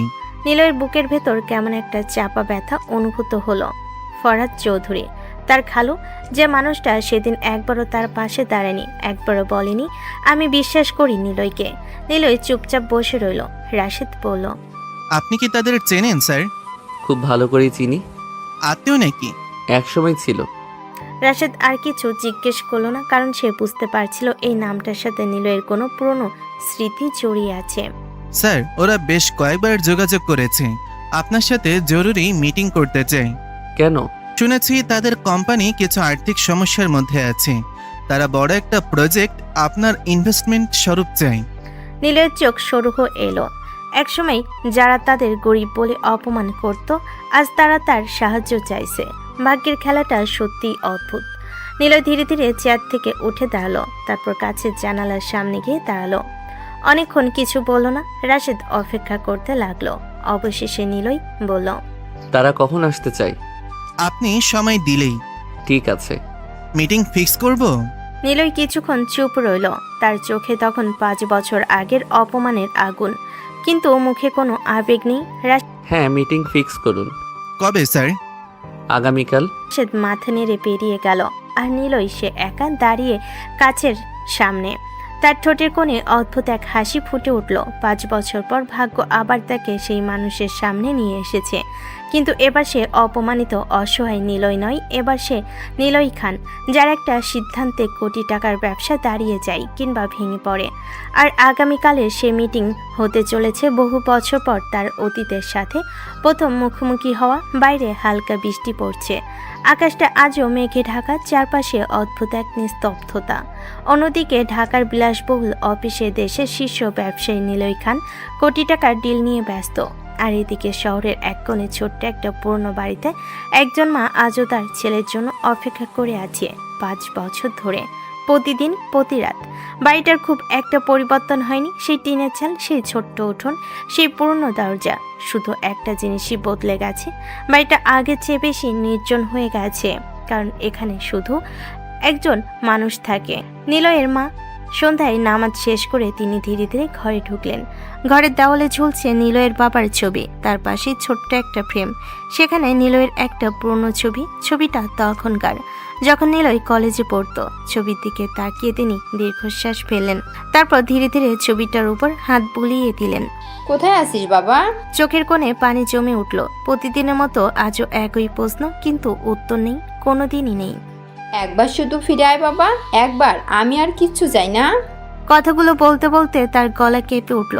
5 বছর হয়ে গেছে, 5টা দীর্ঘ বছর, কিন্তু নীলের কোনো খবর নেই। সে বেঁচে আছে না মারা গেছে সেটাও জানেন না তিনি।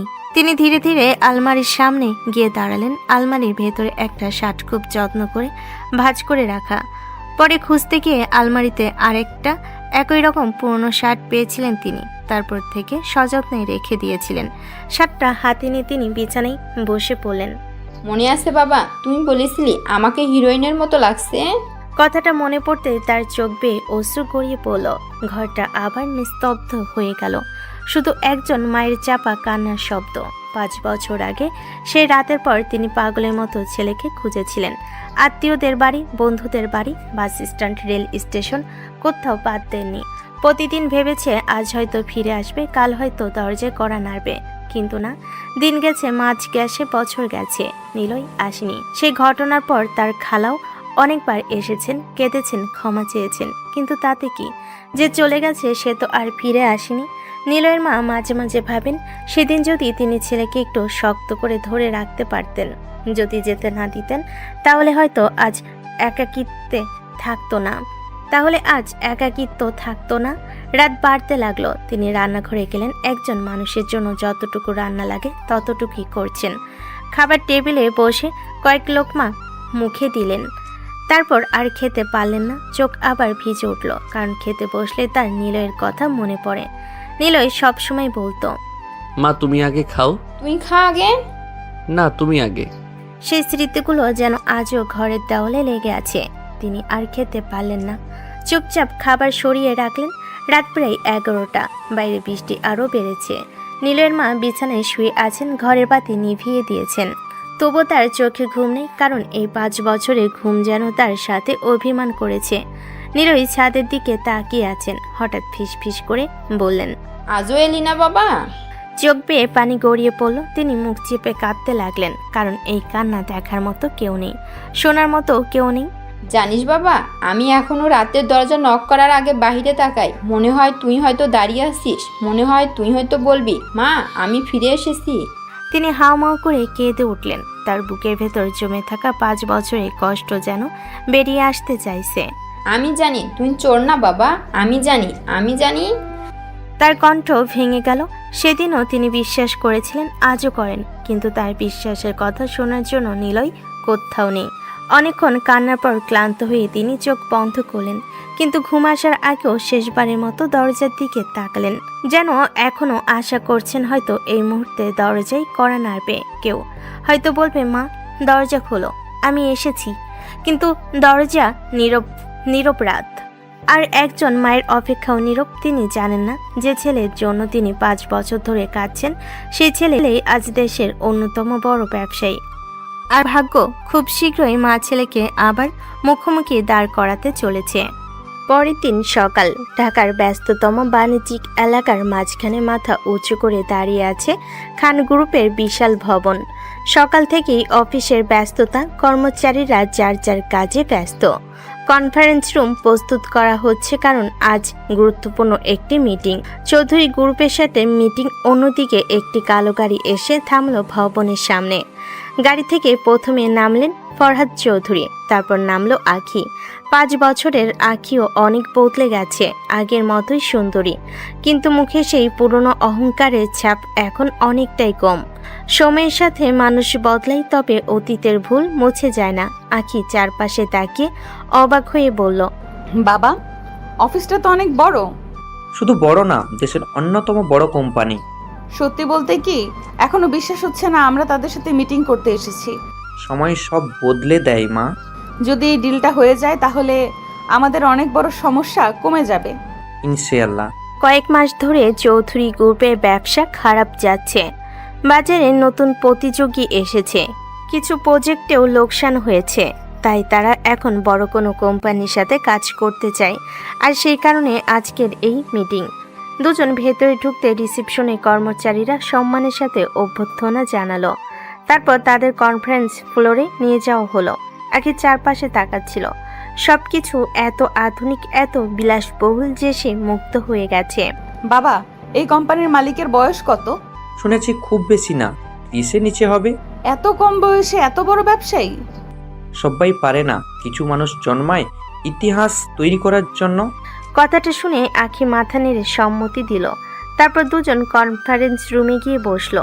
রুমটা বিশাল, মাঝখানে বড় টেবিল, দেওয়ালে ডিজিটাল স্ক্রিন, সবকিছু নিখুঁতভাবে সাজানো। কিছুক্ষণ পর ম্যানেজার রাশেদ ভেতরে ঢুকলেন। Welcome mister Chowdhury. ধন্যবাদ। স্যার কিছুক্ষণের মধ্যেই আসবেন। উনি কি সবসময় এত ব্যস্ত থাকেন? স্যার খুব কম সময় নষ্ট করেন। বুঝলাম। কয়েক মিনিট কেটে গেল। রুমে নীরবতা। হঠাৎ দরজা খুলে গেল। সঙ্গে সঙ্গে সবাই উঠে দাঁড়ালো। রাশেদও সোজা হয়ে দাঁড়ালো। ধীর পায়ে ভেতরে প্রবেশ করলো একজন মানুষ। কালো স্যুট, দামি ঘড়ি, লম্বা দেহ, আত্মবিশ্বাসী হাঁটা আর মুখে কালো মাস্ক। নীলয় খান। কিন্তু আখি কিংবা ফরহাদ চৌধুরী কেউ তাকে চিনতে পারল না। 5 বছরে নীলয়ের চেহারায় অনেক পরিবর্তন এসেছে, তার উপর মুখে মাস্ক। আর তারা কখনো কল্পনাও করেনি যে দেশের শীর্ষ ব্যবসায়ী নীলয় খানই তাদের সেই অবহেলিত নীলয়। নিজের চেয়ারে গিয়ে বসলো। একবারও তাদের দিকে ভালোভাবে তাকালো না।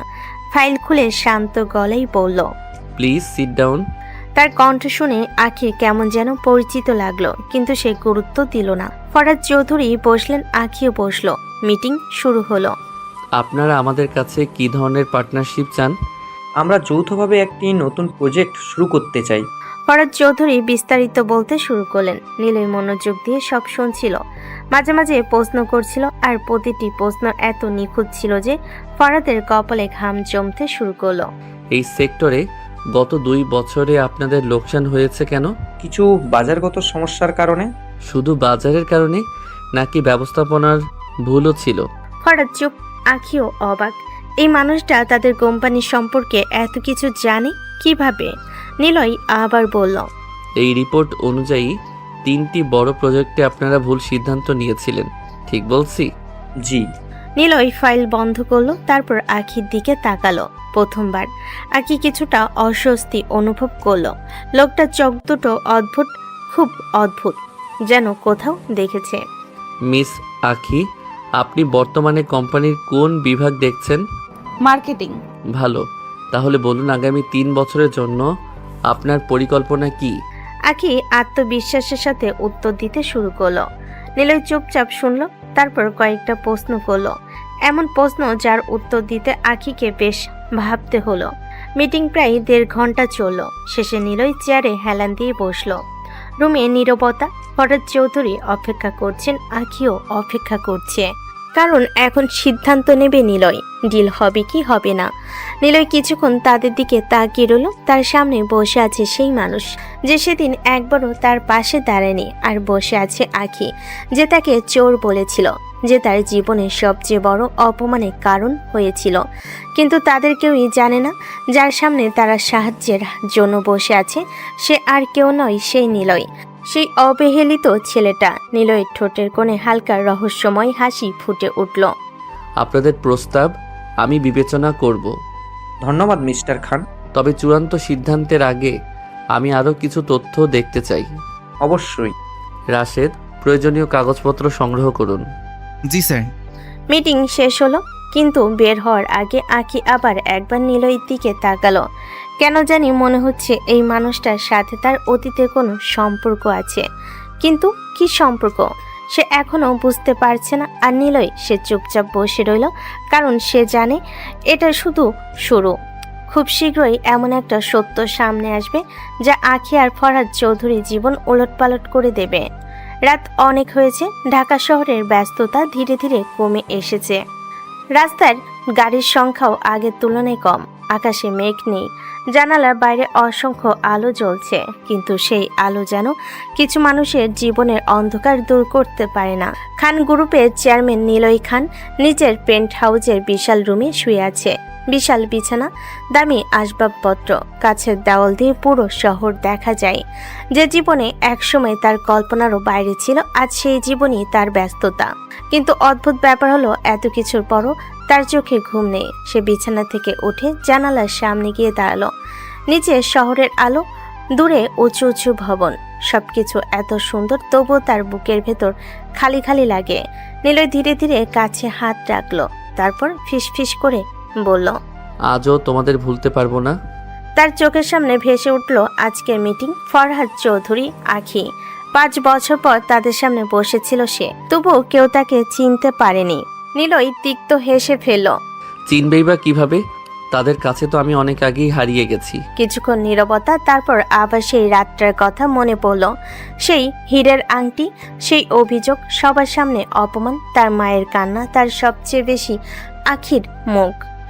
নিলয়ের চোখ ধীরে ধীরে শক্ত হয়ে উঠল। আখি, কেন করেছিলে এমন? প্রশ্নটা সে গত 5 বছর ধরে নিজেকে করেছে, কিন্তু কোনো উত্তর পায়নি। আমি তো তোমার কোনো ক্ষতি করিনি, তাহলে কেন কেন আমাকে চোর বানালে? তার গলা ভারী হয়ে এলো। নিলয় চোখ বন্ধ করলো। তার মায়ের কান্নার শব্দ যেন আবার কানে আসছে। নিলয়, বাবা থাম, আমি জানি তুই নির্দোষ, তুই এমনটা করতে পারিস না। তোমার জন্য আজ আমি মায়ের কাছ থেকে এত দূরে। কথাটা বলেই সে থেমে গেল। তার চোখ ভিজে উঠছে, কিন্তু এখন সে আর সহজে কাঁদে না। জীবন তাকে অনেক শক্ত করে দিয়েছে। 5 বছর, 5টা বছর মায়ের মুখ দেখিনি। জানি না মা কেমন আছে, জানি না এখনো আমার জন্য অপেক্ষা করে কিনা। সে মাথা নিচু করে দাঁড়িয়ে রইল। 1000 কোটি টাকার মালিক, দেশের অন্যতম সফল ব্যবসায়ী, তবু এই মুহূর্তে সে শুধু একজন ছেলে যে তার মাকে ভীষণ মিস করে। মা, আমি কথা দিয়েছিলাম না একদিন অনেক বড় হয়ে ফিরবো। আমি পেরেছি মা, কিন্তু এখনো ফিরতে পারিনি। তার মায়ের চোখ বেয়ে এক ফোঁটা পানি গড়িয়ে পড়ল। সে দ্রুত মুছে ফেলল, তারপর ধীরে ধীরে বিছানায় ফিরে গেল। কিন্তু ঘুম আর এলো না। আজ অনেক দিন পর অতীতটা আবার খুব কাছ থেকে তাকে স্পর্শ করছে। অন্যদিকে শহরের আরেক প্রান্তে নিজের রুমে বসে আছে আখি। আজকে মিটিং শেষ হওয়ার পর থেকে তার মন অদ্ভুত রকম অস্থির। বিছানায় শুয়ে আছে ঠিকই, কিন্তু চোখে ঘুম নেই। বারবার একটা মুখ তার সামনে ভেসে উঠছে। না, মুখ না, কারণ লোকটার মুখ তো সে দেখেনি, মাস্কে ঢাকা ছিল। তবু কেন যেন তাকে খুব পরিচিত মনে হয়েছে। আখি বিছানা থেকে উঠে বসে পড়ল, তারপর নিজের মাথা ঝাঁকিয়ে বলল, আমি এসব কি ভাবছি? কিন্তু যতই ভুলতে চাই ততই সেই কণ্ঠস্বর কানে বাজে, সেই চোখ দুটো, সেই প্রশ্ন করার ধরন, সেই শান্ত অথচ দৃঢ় আচরণ, সবকিছু যেন কাউকে মনে করিয়ে দেয়। আখি জানালার পাশে গিয়ে দাঁড়ালো, রাতের আকাশের দিকে তাকালো, তারপর ধীরে ধীরে বলল, কেন জানি ছেলেটাকে দেখে বারবার নিলয়ের কথা মনে হচ্ছিল। নিলয়ের নামটা উচ্চারণ করতে তার বুকের ভেতর কেমন একটা ব্যথা অনুভব হলো। 5 বছর, সে 5 বছর ধরে এই নামটা এড়িয়ে চলার চেষ্টা করেছে, কিন্তু পারেনি, কারণ জীবনে কিছু ভুল মানুষকে সারা জীবন তাড়া করে বেড়ায়। আর নিলয় তার জীবনের সবচেয়ে বড় ভুল। আগেই ধীরে ধীরে বিছানায় বসে পড়ল, তারপর নিজেকেই প্রশ্ন করল, যদি সেদিন আমি ওর উপর অভিযোগ না করতাম, যদি বাকিটা আর বলতে পারল না, কারণ সে জানে সেই দিনের ঘটনার পর সবকিছু বদলে গিয়েছিল। নিলয় হারিয়ে গিয়েছিল, কেউ তাকে খুঁজে পায়নি। আখি চোখ বন্ধ করলো, তারপর ফিসফিস করে বলল, তুমি কোথায় আছো নিলয়? তার চোখ ভিজে উঠল। অনেক রাত পর্যন্ত সে ছাদের দিকে তাকিয়ে রইল, তারপর ধীরে ধীরে বলল, নিলয়, তুমি কি কখনো আমাকে ক্ষমা করবে? প্রশ্নটা বাতাসে ভেসে রইল, কোনো উত্তর এলো না, কারণ যার কাছে সে ক্ষমা চাইতে চায় সে এখন অনেক দূরে, খুব কাছেও আবার অনেক দূরে। আর আখি এখনো জানে না যার কথা সে আজ রাতে ভাবছে, যার ক্ষমা পাওয়ার জন্য তার মন কাঁদছে, সে নিলয়ই আজকের সেই রহস্যময়ী ব্যবসায়ী নিলয় খান। আর খুব শীঘ্রই সত্যটা সামনে আসতে চলেছে। পরের দিন সকাল, খান গ্রুপ ইন্টারন্যাশনালের প্রধান কার্যালয়ে সকাল থেকে ব্যস্ততা। কর্মচারীরা দ্রুত কাজ করছে, মিটিংয়ের প্রস্তুতি চলছে। দেশের বিভিন্ন বড় বড় কোম্পানির প্রতিনিধিরা আজ নিলয় খানের সাথে বৈঠক করতে এসেছে, কারণ বর্তমানে ব্যবসায়িক জগতে নিলয় খানের একটা সিদ্ধান্তই অনেক কোম্পানির ভাগ্য বদলে দিতে পারে। নিজের কেবিনে বসে ফাইল দেখছিল নিলয়, তার সামনে কয়েকটা গুরুত্বপূর্ণ প্রজেক্ট রিপোর্ট এক এক করে সবকিছু যাচাই করছে। ঠিক তখনই রাশেদ ভেতরে প্রবেশ করলো। Good morning sir. Good morning. 10টার মিটিংয়ে সবাই এসে গেছে। ঠিক আছে। নিলয় টেবিলের উপর রাখা কালো মাস্কটা হাতে নিল, তারপর ধীরে ধীরে পরে নিল। রাশেদ বহুবার ভেবেছে স্যার সবসময় গুরুত্বপূর্ণ মিটিংয়ে মাস্ক পরে কেন, কিন্তু কখনো জিজ্ঞেস করার সাহস পায়নি, কারণ নিলয় ব্যক্তিগত বিষয় নিয়ে কথা বলতে পছন্দ করে না। কিছুক্ষণ পর নিলয় কনফারেন্স রুমে প্রবেশ করলো, সঙ্গে সঙ্গে সবাই দাঁড়িয়ে গেল। নিলয় সংক্ষিপ্তভাবে মাথা নেড়ে বসে পড়ল, তারপর শুরু হলো মিটিং। একটা কোম্পানির প্রতিনিধি বলল, স্যার, আমরা নতুন একটি ম্যানুফ্যাকচারিং প্রজেক্ট আপনার সহযোগিতা চাই। প্রজেক্ট রিপোর্ট দিন। লোকটি দ্রুত ফাইল এগিয়ে দিল। নিলয় কয়েক মিনিট মনোযোগ দিয়ে সবকিছু দেখলো, তারপর প্রশ্ন শুরু করলো, একটার পর একটা, এমন সব প্রশ্নের উত্তর যা দিতে গিয়ে প্রতিনিধিদের কপালে ঘাম বের হয়ে গেল। স্যার, আমরা বিষয়টা এভাবে ভাবিনি। এটাই সমস্যা, বিনিয়োগ করার আগে সব দিক ভেবে সিদ্ধান্ত নিতে হয়। প্রায় 2 ঘন্টা ধরে মিটিং চলল, শেষে সবাই মুগ্ধ হয়ে বেরিয়ে গেল। একজন প্রতিনিধি বের হওয়ার সময় আরেকজন বলল, এখন বুঝলাম কেন ওনাকে বিজনেস কিং বলা হয়। নিলয় তখনও টেবিলের উপর রাখা ফাইলগুলো দেখছিল। তার কাছে প্রশংসা কিংবা আলোচনা দুটোই এখন খুব সাধারণ ব্যাপার। মিটিং শেষ করে সে নিজের কেবিনে ফিরে এলো, চেয়ারে বসে কফির কাপ হাতে নিল, জানালার বাইরে তাকিয়ে কিছুক্ষণ চুপ করে রইল। ঠিক তখনই দরজায় নক পড়ল। Come in. স্যার, হুম। একজন আপনার সাথে দেখা করতে এসেছেন। কে? আখি ম্যাডাম। নামটা শুনে নিলয়ের হাত থেমে গেল। তার কয়েক সেকেন্ডের জন্য স্থির হয়ে রইল। আখি আবারও সেই নাম, সে গতকালের মিটিংয়ের পর আজ সে একা এসেছে। নিলয় ধীরে ধীরে চেয়ারে হেলান দিল। স্যার, কি বিষয়? বলেছেন কিছু ব্যবসায়িক আলোচনা আছে আর ব্যক্তিগতভাবেও কিছু কথা বলতে চান। নিলয়ের ঠোঁটের কোণে হালকা হাসি ফুটে উঠল। ব্যক্তিগত কথা? আখি যদি জানতো সে কার সামনে দাঁড়াতে যাচ্ছে। নিলয় কিছুক্ষণ নীরব রইল, তারপর টেবিলের উপর রাখা মাস্কটা ঠিক করে নিল। যদিও কেবিনে একা ছিল, তবুও সে নিশ্চিত হতে চাইল মুখ যেন ঢাকা থাকে। এখনো সময় আসেনি নিজের পরিচয় প্রকাশ করার। তার চোখ তখন অদ্ভুত একটা শান্ত ভাব। ভেতরে ঝড় থাকলেও বাইরে কিছুই বোঝা যাচ্ছে না। রাশেদ আবার বলল, স্যার পাঠিয়ে দেব? পাঠাও। জি স্যার। রাশেদ বেরিয়ে গেল আর নিলয় চুপচাপ বসে রইল। তার দৃষ্টি গিয়ে থামলো দরজার কাছের দিকে। 5 বছর আগে যে মেয়েটা তার জীবনের সবচেয়ে বড় অপমানের কারণ হয়েছিল, আজ সেই মেয়েটাই তার কেবিনে আসছে, তাও নিজের ইচ্ছায়। নিলয় গভীর একটা শ্বাস নিল। তার চোখের সামনে আবার ভেসে উঠল সেই রাত। সবার সামনে চোর অপবাদ, মায়ের কান্না, অন্ধকার রাস্তা, একাকিত্ব, সংগ্রাম, তারপর সাফল্য। নিলয় মনে মনে বলল, সময় সত্যি অদ্ভুত। একসময় আমি তোমাদের দরজায় দাঁড়াতাম, আজ তোমরাই আমার দরজায় এসেছো। ঠিক তখনই বাইরে হালকা হিলের শব্দ শোনা গেল। কেউ কেবিনের দিকে এগিয়ে আসছে। নিলয় মাথা নিচু করে ফাইলগুলো খুলে বসে রইল। মুখে কালো মাস্ক, চোখে ঠান্ডা দৃষ্টি। আর কয়েক সেকেন্ডের পরই আখি প্রবেশ করলো তার কেবিনে। কিন্তু তখনও আখি জানতো না তার সামনে বসে থাকা মানুষটা সেই নিলয়, যাকে সে 5 বছর আগে হারিয়ে ফেলেছিল। কেবিনের বাইরে দাঁড়িয়ে আছে আখি, তার হাতে কয়েকটা ফাইল। কিন্তু আজ সে শুধু ব্যবসার কথা বলার জন্য আসেনি। গতকালের মিটিংয়ের পর থেকে তার মনটা অদ্ভুত অস্থির হয়ে আছে। বারবার সেই মানুষটার কথা মনে পড়ছে। তার কথা বলার ধরন, তার চোখ, তার ব্যক্তিত্ব, সবকিছু কেমন যেন পরিচিত। আখি ধীরে ধীরে দরজায় নক করলো। Come in. আখি দরজা খুলে ঢুকলো। কেবিনের মাঝখানে বিশাল টেবিল। টেবিলের ওপাশে বসে আছে নিলয়, কালো মাস্ক, মুখ ঢাকা, হাতে একটা ফাইল, মাথা নিচু করে কিছু কাজ করছে। আগে কয়েক সেকেন্ড তার দিকে তাকিয়ে রইল। আজও সেই অদ্ভুত অনুভূতি। লোকটাকে দেখলেই বুকের ভেতর কেমন যেন হয়। নিলয় মাথা না তুলেই বলল, বসুন। আখি চমকে উঠল। তারপর ধীরে ধীরে সামনে বসে পড়ল। নিলয় একবার আখির দিকে তাকিয়ে বলল, বলুন। জি। আখি ফাইল এগিয়ে দিল। তারপর ব্যবসায়িক আলোচনা শুরু হলো। প্রজেক্টের বাজেট, মার্কেটিং প্ল্যান, ভবিষ্যৎ বিনিয়োগ, সবকিছু নিয়ে কথা বলতে লাগলো দুজন। কিন্তু একটা সমস্যা হচ্ছিল, আখি ঠিকমতো কাজে মন দিতে পারছিল না। সে বারবার নিলয়ের দিকে তাকাচ্ছিল, বিশেষ করে তার চোখের দিকে। নিলয় সেটাও বুঝতে পারছিল। সে ফাইল দেখছিল ঠিকই, কিন্তু আখির প্রতিটা দৃষ্টি তার চোখ এড়েনি। কিছুক্ষণ পর নিলয় কলম নামিয়ে বলল, কোনো সমস্যা? না, তাহলে বারবার আমার দিকে তাকাচ্ছেন কেন? আসলে জি। কিছু না। নিলয় আবার কাজে মন দিল। কিন্তু কয়েক মিনিট পর একই ঘটনা। আখি আবার তার দিকে তাকিয়ে আছে। নিলয় এবার ফাইল বন্ধ করলো। তারপর শান্ত গলায় বলল, মিস আখি, জি। কাজে মন দিন। সরি। আমি মনে করি অফিসে ব্যক্তিগত বিষয় বাদ দিয়ে কাজের দিকে মনোযোগ দেওয়া উচিত। জি, একটা কথা বলবো? বলুন। আপনাকে খুব চেনা চেনা মনে হয়। কথাটা শুনে নিলয়ের হাত থেমে গেল, কিন্তু মুখের কোনো পরিবর্তন এলো না। তাই? জি। কোথায় দেখেছেন? সেটাই তো বুঝতে পারছি না।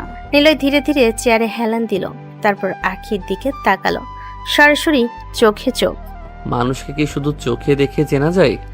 না, মানে সব সময় না। তাহলে? আপনার চোখ দুটো খুব পরিচিত লাগে।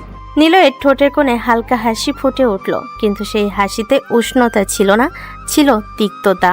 পৃথিবীতে অনেক মানুষের চোখ একই রকম হতে পারে। হতে পারে, তবুও জানি না।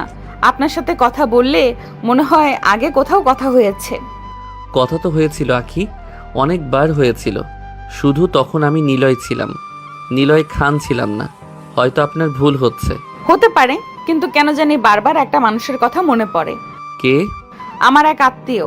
নিলয়ের বুকের ভেতর কেমন যেন করে উঠল, তবু মুখে কিছু প্রকাশ করলো না। এখন কোথায় সে? জানি না, 5 বছর আগে হারিয়ে গেছে। নিলয়ের চোখে এক মুহূর্তের জন্য ব্যথা ঝলকে উঠল, কিন্তু আখি সেটা বুঝতে পারল না। আখি ধীরে ধীরে বলল, আমি অনেক খুঁজেছি কিন্তু পাইনি। কেন? প্রশ্নটা শুনে আখি চোখ নিচু হয়ে গেল। অনেকক্ষণ পর বলল, কারণ তার হারিয়ে যাওয়ার জন্য আমিও দায়ী। নিলয়ের মুঠো শক্ত হয়ে গেল। সেই রাতের কথা আবার মনে পড়ে গেল। সবার সামনে অপমান, চোরের অপবাদ, মায়ের কান্না, কিন্তু সে নিজেকে সামলে নিল। সবাই ভুল করে। কিছু ভুলের ক্ষমা হয় না। যদি সময়টা ফিরে পেতাম অনেক কিছু বদলে দিতাম। নিলয় চুপ করে রইল, তার চোখ স্থির হয়ে আছে আখির ওপর। এই প্রথম সে আখির চোখে অনুশোচনা দেখল, সত্যিকারের অনুশোচনা। কিন্তু 5 বছরের কষ্ট কি এত সহজে মুছে যায়? নিলয় ধীরে ধীরে বলল, অতীত বদলানো যায় না। জানি, কিন্তু মানুষ কি দ্বিতীয় সুযোগ পায় না? প্রশ্নটা শুনে নিলয়ের বুকের ভেতর ঝড় উঠল, কারণ প্রশ্নটা শুধু কথার নয়, এটা যেন সরাসরি তার কাছে করা। কিন্তু সে নিজের অনুভূতি প্রকাশ করল না। সেটা নির্ভর করে মানুষটার উপর। কেউ ক্ষমা করে, কেউ করে না। আশা করি একদিন সে আমাকে ক্ষমা করবে। নিলয় জানালার বাইরে তাকালো, তার ঠোঁটে রহস্যময় হাসি।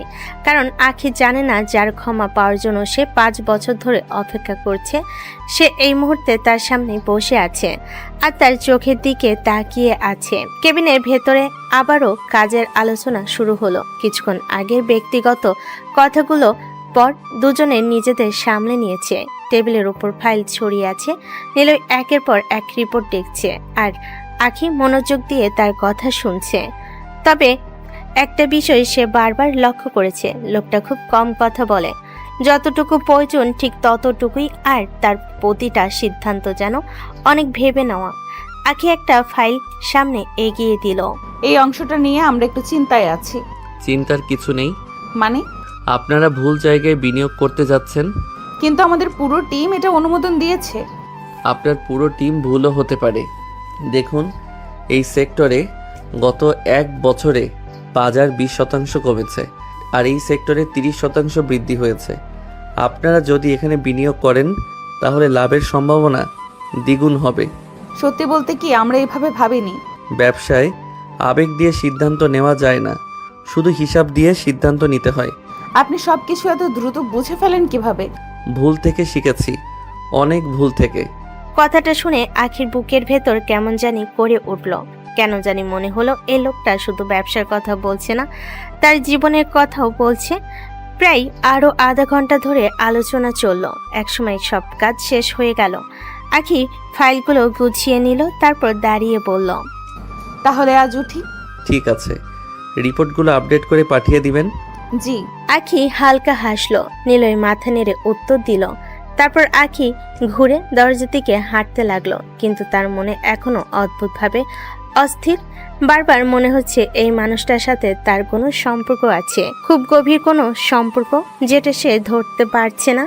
এসব ভাবতে ভাবতে দরজার কাছে পৌঁছে গেল আখি, আর ঠিক তখনই তার হিল কার্পেটের এক পাশে আটকে গেল। মুহূর্তের মধ্যে তার শরীরে ভারসাম্য নষ্ট হয়ে গেল। সে সামনে পড়ে যেতে লাগলো। সবকিছু এত দ্রুত ঘটলো যে সে নিজেও বুঝতে পারল না।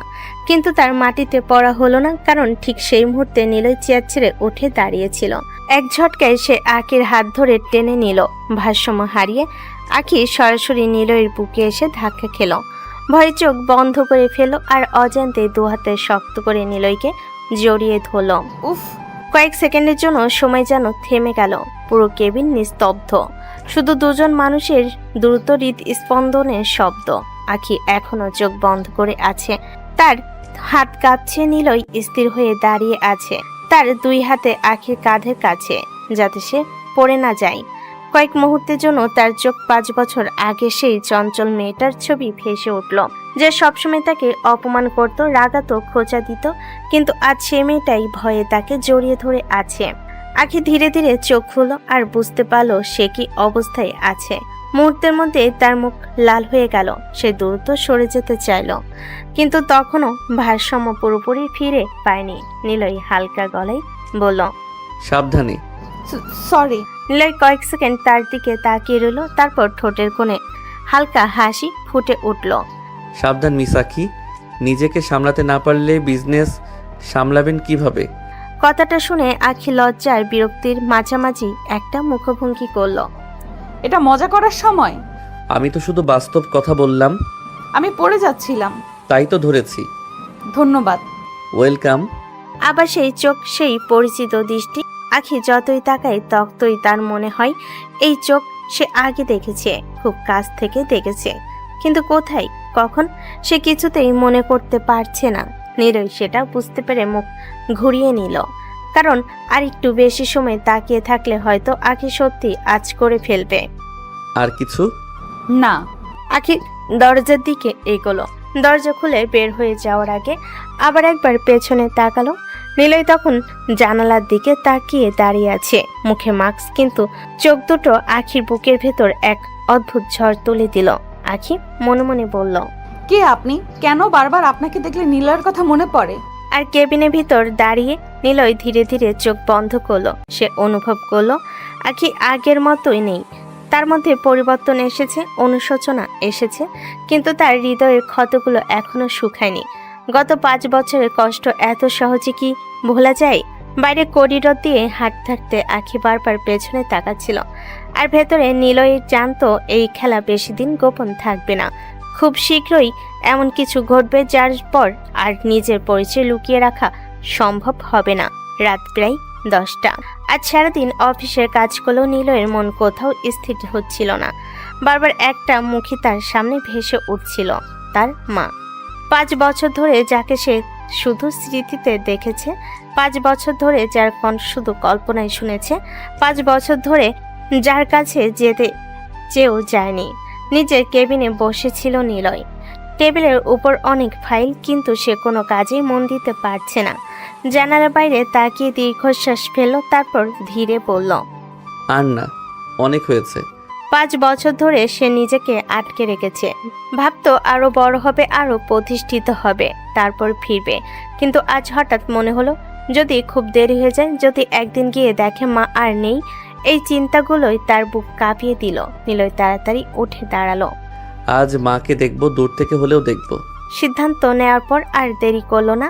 ড্রয়ার খুলে একটা সাধারণ কালো জ্যাকেট বের করলো, মুখে মাস্ক পরলো, মাথায় ক্যাপ, যাতে কেউ সহজে চিনতে না পারে। কিছুক্ষণ পর তার গাড়ি ঢাকার একটা ব্যস্ত রাস্তা ছেড়ে পুরনো এক এলাকায় ঢুকলো, যে এলাকায় সে একসময় বড় হয়েছে, যেখানে তার শৈশব কেটেছে, যেখানে তার মা এখনো থাকে। গাড়ির জানালা দিয়ে বাইরে তাকিয়ে রইল নিলয়। প্রতিটা রাস্তা চেনা, প্রতিটা মোড় চেনা, প্রতিটা স্মৃতি চেনা। তার বুকের ভেতরটা কাঁপতে লাগলো। 5 বছর আগে সে এই রাস্তায় হেঁটেছিল, তবে তখন সে ছিল অপমানিত, ভাঙ্গা একটা ছেলে। আজ সে দেশের টপ বিজনেসম্যান। কিন্তু আশ্চর্য, মায়ের সামনে যাওয়ার সাহস আজও ঠিক আগের মতোই কাঁপছে। গাড়ি থামলো, নিলয় ধীরে ধীরে নেমে এলো। তার চোখের সামনে সেই ছোট্ট বাড়ি এখনো একই রকম আছে। দরজার রং একটু উঠে গেছে, দেওয়ালের প্লাস্টারও কিছু জায়গায় খসে পড়েছে, কিন্তু এটাই তো তার বাড়ি। নিলয়ের চোখ ভিজে উঠল। সে ধীরে ধীরে এগিয়ে গেল, দরজার সামনে দাঁড়িয়ে কিছুক্ষণ চুপ করে রইল। তার হাত কাঁপছে। নিলয় মনে মনে বলল, মা, আমি এসেছি। তারপর ধীরে ধীরে দরজায় নক করলো। ভেতর থেকে পায়ের শব্দ এলো। নিলয়ের বুকে ধুকপুকানি বেড়ে গেল। তারপর দরজা খুলল। দরজার ওপাশে দাঁড়িয়ে আছেন একজন মধ্যবয়স্ক মহিলা। চোখে নিচে কালি, মুখে ক্লান্তির ছাপ, চুলেও কিছু সাদা রং চলে এসেছে। 5 বছরে বয়স যেন অনেকটা বেড়ে গেছে। তিনি নিলয়ের মা। নিলয় স্থির হয়ে গেল। এতদিন পর মাকে সামনে দেখে তার চোখ ভিজে উঠল। তো নিজেকে সামলে নিল। মুখে তো মাস্ক আছেই। কে বাবা? কণ্ঠটা শুনেই নিলয়ের বুক কেঁপে উঠল। এই কণ্ঠ শোনার জন্য সে কত রাত অপেক্ষা করেছে, কিন্তু এখন নিজেকে নিয়ন্ত্রণ করতে হবে। নিলয় গলা বদলে বলল, একটা ঠিকানা জানতে চাচ্ছিলাম। কোন ঠিকানা? নিলয় দ্রুত একটা অজুহাত বানাতে গেল, কিন্তু ঠিক তখনই তার চোখের কোণে জমে থাকা পানি গড়িয়ে পড়ল, আর সে মাথা নিচু করল। কি হয়েছে বাবা? তিনি আরো কাছে এগিয়ে এলেন। নিলয় মুখ ঘুরিয়ে নিল। সে চায় না মা চিনে ফেলুক, এখনো না, কিন্তু ভাগ্য যেন অন্য কিছু লিখে রেখেছে। ঠিক তখনই হালকা বাতাস এলো, আর নিলয়ের মাথার ক্যাপটা নিচে পড়ে গেল। সে দ্রুত নিচু হয়ে তুলতে গেল, মাস্কও একটু সরে গেল। নিলয়ের মা কয়েক সেকেন্ড স্থির হয়ে রইলেন, তারপর কাপা গলায় বললেন, নিলয়? না, আপনি ভুল করছেন। না না। তিনি আরো কাছে এলেন। তার চোখে তখন অবিশ্বাস আর আশার মিশ্রণ। তুই আমার নিলয়? না খালা, আমি অন্য কেউ। কথাটা বলে সে বুঝলো ভুল করে ফেলেছে, কারণ সে ছোটবেলায় মাকে রাগানোর জন্যই প্রায় খালা বলে ডাকতো। নীলের মায়ের চোখ থেকে হঠাৎ পানি গড়িয়ে পড়ল। এই, এই ডাক, এই কণ্ঠ আমি ভুলবো কিভাবে? তুই আমার ছেলে, আমার নিলয়। আর নিজেকে ধরে রাখতে পারল না। নিলয় ধীরে ধীরে মাস্কটা খুলে ফেলল। পরের মুহূর্তে নিলয়ের মা চিৎকার করে উঠলেন। নিলয় বাবা। তিনি ছুটে এসে নিলয়কে জড়িয়ে ধরলেন। 5 বছরে জমে থাকা কান্না একসাথে বেরিয়ে এলো। তুই ফিরে এসেছিস বাবা, তুই ফিরে এসেছিস। নিলয়ও আর নিজেকে সামলাতে পারল না, তার চোখ দিয়ে পানি গড়িয়ে পড়ল। 5 বছর পর একজন মা তার ছেলেকে ফিরে পেয়েছে, আর একজন ছেলে ফিরে পেয়েছে তার পৃথিবীর সবচেয়ে আপন মানুষটাকে। কিন্তু তারা এখনও জানে না এই পুণ্যমিলনের খবর খুব শীঘ্রই এমন কিছু মানুষের জীবন বদলে দেবে যারা 5 বছর আগে সেই বিচ্ছেদের কারণ হয়েছিল। 5 বছর পর মা ছেলে দেখা, দুজনই একে অপরকে শক্ত করে জড়িয়ে ধরে আছে। কার চোখে পানি থামছে না। 5 বছরের কষ্ট, 5 বছরের অপেক্ষা, 5 বছরের না বলা কথা, সবকিছু যেন আজ একসাথে বের হয়ে আসছে। তুই কেন এমন করলি বাবা? কেন চলে গেলি? একটা খবরও দিলি না। পারিনি মা, সেদিন পারিনি। নিলয়ের মা তার মুখ 2 হাতে ধরে দেখলেন, তারপর আবার কেঁদে ফেললেন। শুকিয়ে গেছিস, কত কষ্ট করেছিস কে জানে। আমি ভালো আছি মা, খুব ভালো আছি। আমার চোখে ধুলো দিবি না, আমি তোর মা। নিলয় চুপ করে গেল। সত্যি বলতে সফলতার আগে তাকে অনেক কষ্ট করতে হয়েছে, অনেক রাত না খেয়ে কাটাতে হয়েছে, অনেক অপমান সহ্য করতে হয়েছে। কিন্তু আজ সেসব কথা বলতে ইচ্ছে করছে না। আজ শুধু মাকে দেখতে ইচ্ছে করছে। কিছুক্ষণ পর দুজনে ঘরের ভেতর বসলো। সেই ছোট্ট ঘর, সবকিছু আগের মতোই আছে। নীলের চোখ হঠাৎ দেওয়ালের দিকে গেল। সেখানে এখনো তার পুরনো ছবিটা টাঙ্গানো, আর তার নিচে ধুলো পড়া একটা ট্রফি। স্কুলে প্রথম হয়ে পেয়েছিল। নীলের বুকটা কেমন যেন করে উঠল। এখনো রেখেছো? ফেলে দেবো কেন? এগুলোই তো আমার ধন। কথাটা শুনে নীলের চোখ আবার ভিজে উঠল।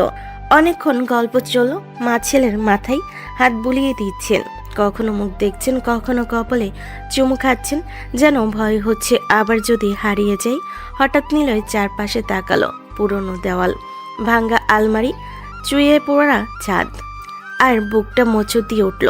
5 বছর ধরে তার মা এখানে একা ছিলেন এই অবস্থায়। নিলয় ধীরে বলল, মা, হুম। তুমি আমার সাথে যাবে? কোথায়? আমার বাড়িতে। না। না, কেন? আমি কোথাও যাব না, তুই এখানে থাকবি। নিলয় হালকা হেসে ফেলল। এক মুহূর্তের জন্য সে আবার ছোট্ট ছেলে হয়ে গেল। মা, এখন আর সেটা সম্ভব না। কেন সম্ভব না? আমার অনেক কাজ, অনেক দায়িত্ব, অনেক ব্যবসা। ব্যবসা থাকলে কি হয়েছে? এখানে থাকবি, সকাল হলে কাজে যাবি, রাতে ফিরে আসবি। মা, আমার অফিস এখান থেকে অনেক দূরে, আর অনেক সময় বিদেশেও যেতে হয়। মাঝে মাঝে রাতেও মিটিং থাকে। 5 বছর পরে ফিরে এসেছিস, এবার আবার চলে যেতে চাস? আমি কোথাও হারিয়ে যাচ্ছি না মা, তোমাকে নিয়েই যেতে চাই। আমি আর তোমাকে একা রাখবো না, একদিনও না। সত্যি? একদম সত্যি। তারপর শুরু হলো নিলয়ের বোঝানো। প্রায় 1 ঘন্টা ধরে, কখনো আদর করে, কখনো জোর করে, কখনো অভিমান দেখিয়ে। যদি না যাও তাহলে আমিও যাব না, কি? অফিসেও না, কাজেও না। এত বড় ব্যবসা বন্ধ করে দিবি? দিব। পাগল ছেলে। তাহলে চলো। ঠিক আছে, যাব, কিন্তু মাঝে মাঝে এখানে আসতে হবে। যতবার চাইবে ততবার। তারপর প্রয়োজনীয় কিছু জিনিস গুছিয়ে নেওয়া হলো। একটা ছোট্ট ব্যাগ, কিছু কাপড়, কিছু স্মৃতি। বাড়ি থেকে বের হওয়ার সময় নিলয়ের মা একবার পেছনে তাকালেন। এই বাড়িতে তিনি কত বছর কাটিয়েছেন, কত কেঁদেছেন, কত অপেক্ষা করেছেন। আজ সেই অপেক্ষা শেষ। আল্লাহর কাছে শুধু একটা কথাই বলেছিলাম, আমার ছেলেকে ফিরিয়ে দাও। আজ তিনি ফিরিয়ে দিয়েছেন। নিলয় মায়ের হাত শক্ত করে ধরে গাড়ির দিকে এগিয়ে গেল। কিছুক্ষণ পর গাড়ি এসে থামল শহরের অভিজাত এলাকায়। বিশাল গেট খুলে গেল। নিলয়ের মা অবাক হয়ে চারপাশ দেখতে লাগলেন। দুপাশে বাগান, মাঝখানে ফোয়ারা, সামনে প্রাসাদের মতো বিশাল বাড়ি। নিলয়ের মায়ের চোখ বড় হয়ে গেল। এটা কার বাড়ি? আমাদের। কি? তিনি হতবাক। গাড়ির ভেতরে ঢুকতেই কয়েকজন নিরাপত্তারক্ষী সম্মান জানালো। স্টাফরা সারিবদ্ধ হয়ে দাঁড়িয়ে গেল। একসাথে বলল, স্যার, ওয়েলকাম ব্যাক। নিলয়ের মা পুরোপুরি স্তব্ধ। তিনি একবার বাড়ির দিকে তাকাচ্ছেন, একবার ছেলের দিকে। বাবা এসব কি? তোমার ছেলে এখন আর আগের নিলয় নেই মা। নিলয়ের চোখে তখন কোনো অহংকার নেই, শুধু তৃপ্তি, কারণ জীবনের সবচেয়ে বড় স্বপ্ন ছিল একদিন মাকে ভালো রাখা। আজ সে সেটা পেরেছে, কিন্তু ভাগ্য এখনও তার জন্য আরও চমক লুকিয়ে রেখেছে, কারণ খুব শীঘ্রই আখি জানতে চলেছে দেশের টপ বিজনেসম্যান নিলয় খান আর কেউ নয়, সেই নিলয় যাকে সে একদিন চোর বলেছিল। গভীর রাত, চারপাশ নিস্তব্ধ, আকাশে আধখানা চাঁদ। শহরের অধিকাংশ মানুষ ঘুমিয়ে পড়েছে, কিন্তু কিছু মানুষের চোখে আজও ঘুম নেই, কারণ কিছু স্মৃতি মানুষকে ঘুমাতে দেয় না, কিছু অনুশোচনা মানুষকে শান্তিতে থাকতে দেয় না। চৌধুরী বাড়ির ২য় তলায় নিজের রুমে বসে আছে আখি। রুমের লাইট বন্ধ, শুধু বারান্দা দিয়ে আসা চাঁদের আলো ঘরটাকে হালকা আলোকিত করে রেখেছে। আখি বিছানার এক কোণে বসে আছে, তার চোখ লাল, মনে হচ্ছে অনেকক্ষণ ধরেই কেঁদেছে। গত কয়েকদিন ধরে তার ভেতরে একটা পরিবর্তন এসেছে। যতবার নিলয় খানের সাথে দেখা হচ্ছে ততবার তার পুরনো স্মৃতিগুলো ফিরে আসছে, আর সেই স্মৃতির কেন্দ্রবিন্দুতে আছে একজন মানুষ, নিলয়, সেই ছেলেটা যাকে সে কখনো বুঝতে চায়নি। আখি ধীরে ধীরে ড্রয়ার খুলল, ভেতর থেকে একটা পুরনো ছবি বের করলো। ছবিটা অনেক পুরনো।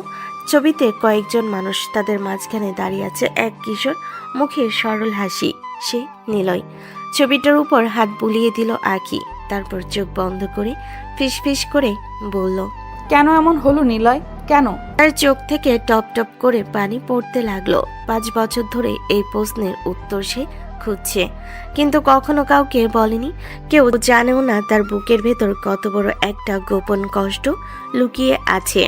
আখি ছবিটা বুকে চেপে ধরলো, তারপর ধীরে ধীরে বলতে লাগলো, জানো নিলয়, আমি তোমাকে যতটা ঘৃণা করতাম তার থেকেও বেশি তোমার দিকে তাকিয়ে থাকতাম।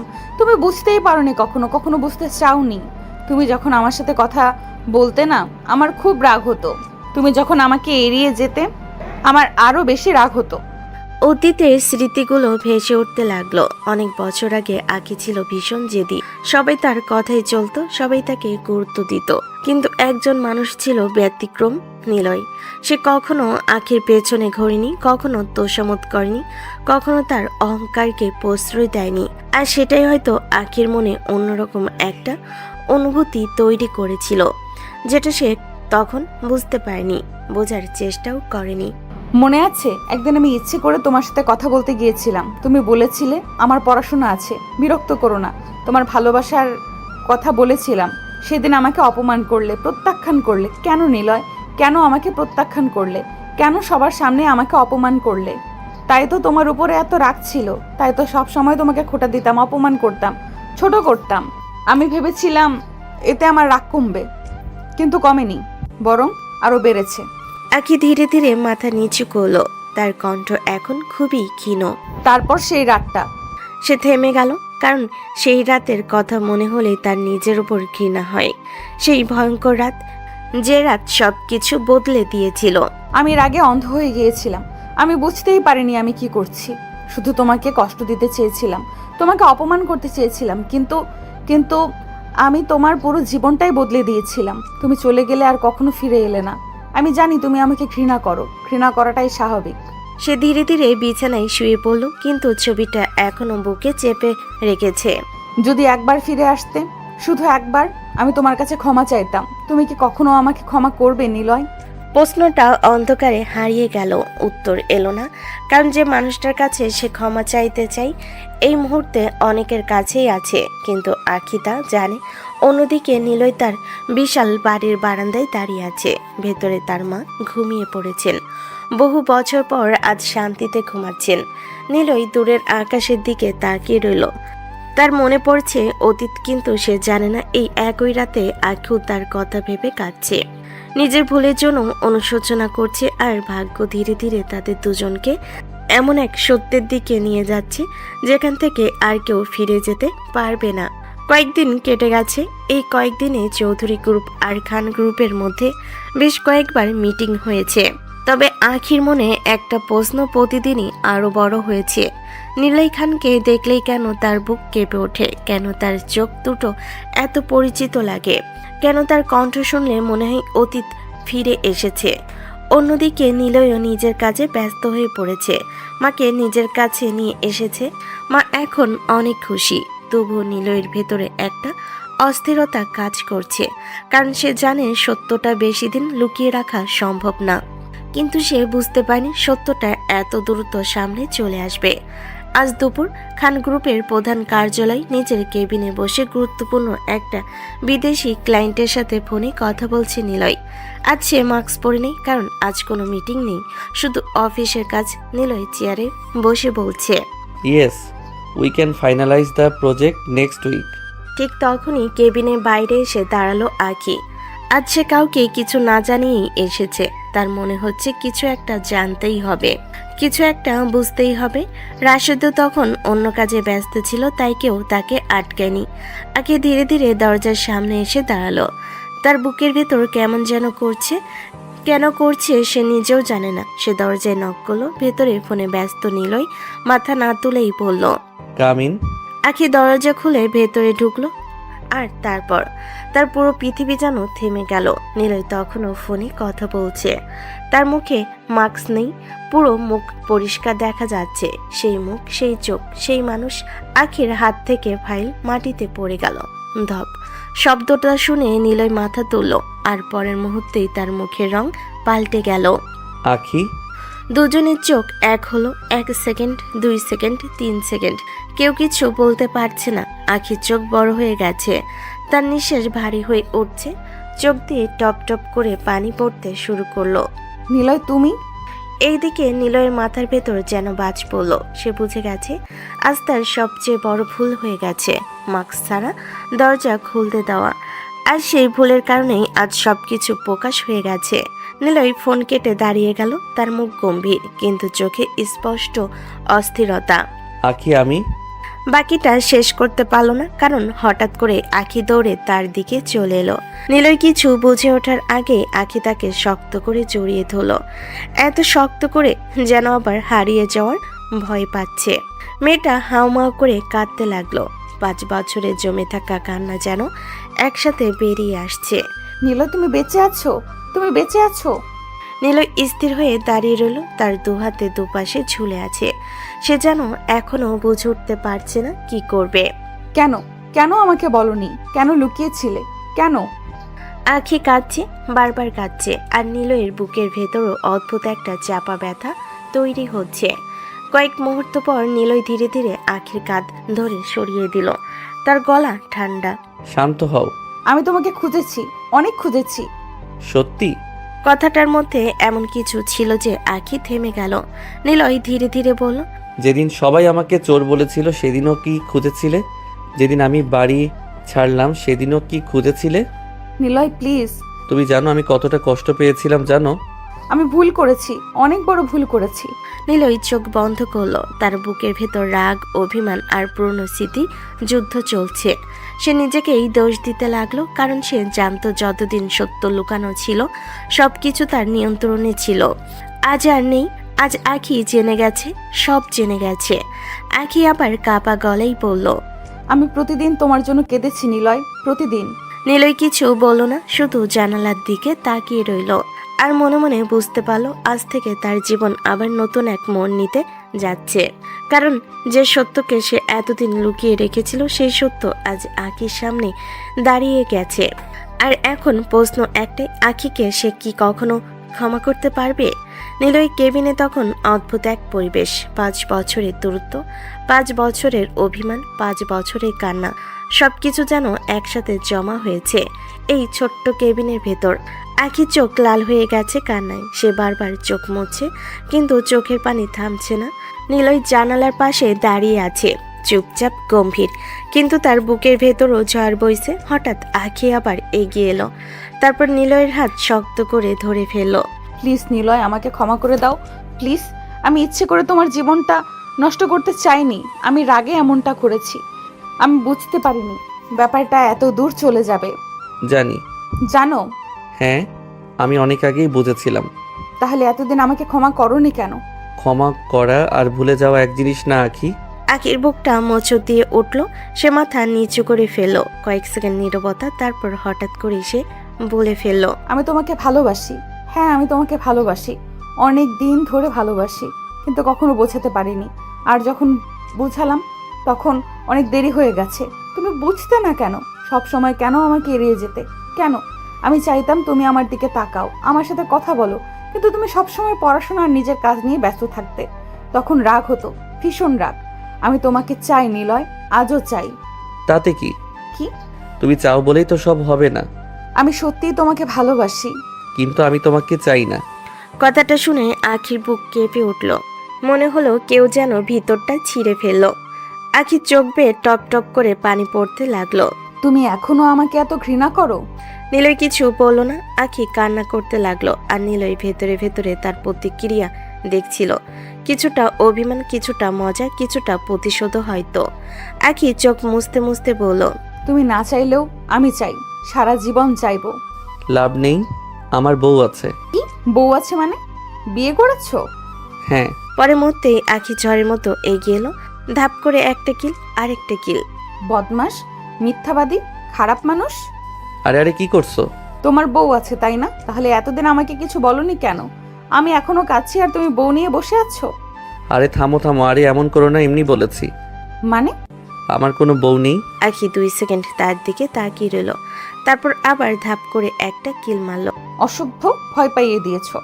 নিলয় হেসে চলেছে। আখি রাগে ফুঁসছে, কিন্তু তার চোখে এখন কান্নার বদলে স্বস্তি। কিছুক্ষণ পর নিলয় ধীরে ধীরে গম্ভীর হলো, তারপর আখির দিকে তাকিয়ে বলল, জানো আমি কেন ফিরে আসিনি?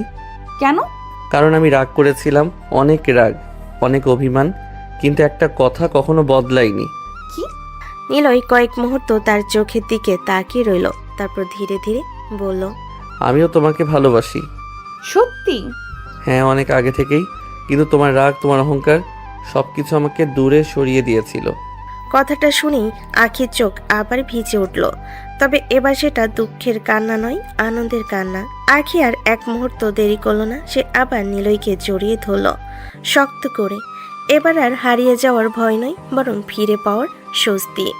আর নিলয়ও প্রথমবারের মতো নিজের দুহাত দিয়ে তাকে জড়িয়ে ধরল। 5 বছরের দূরত্ব যেন ধীরে ধীরে গলে যেতে লাগলো। তাদের ভালোবাসা পূর্ণতা পেল।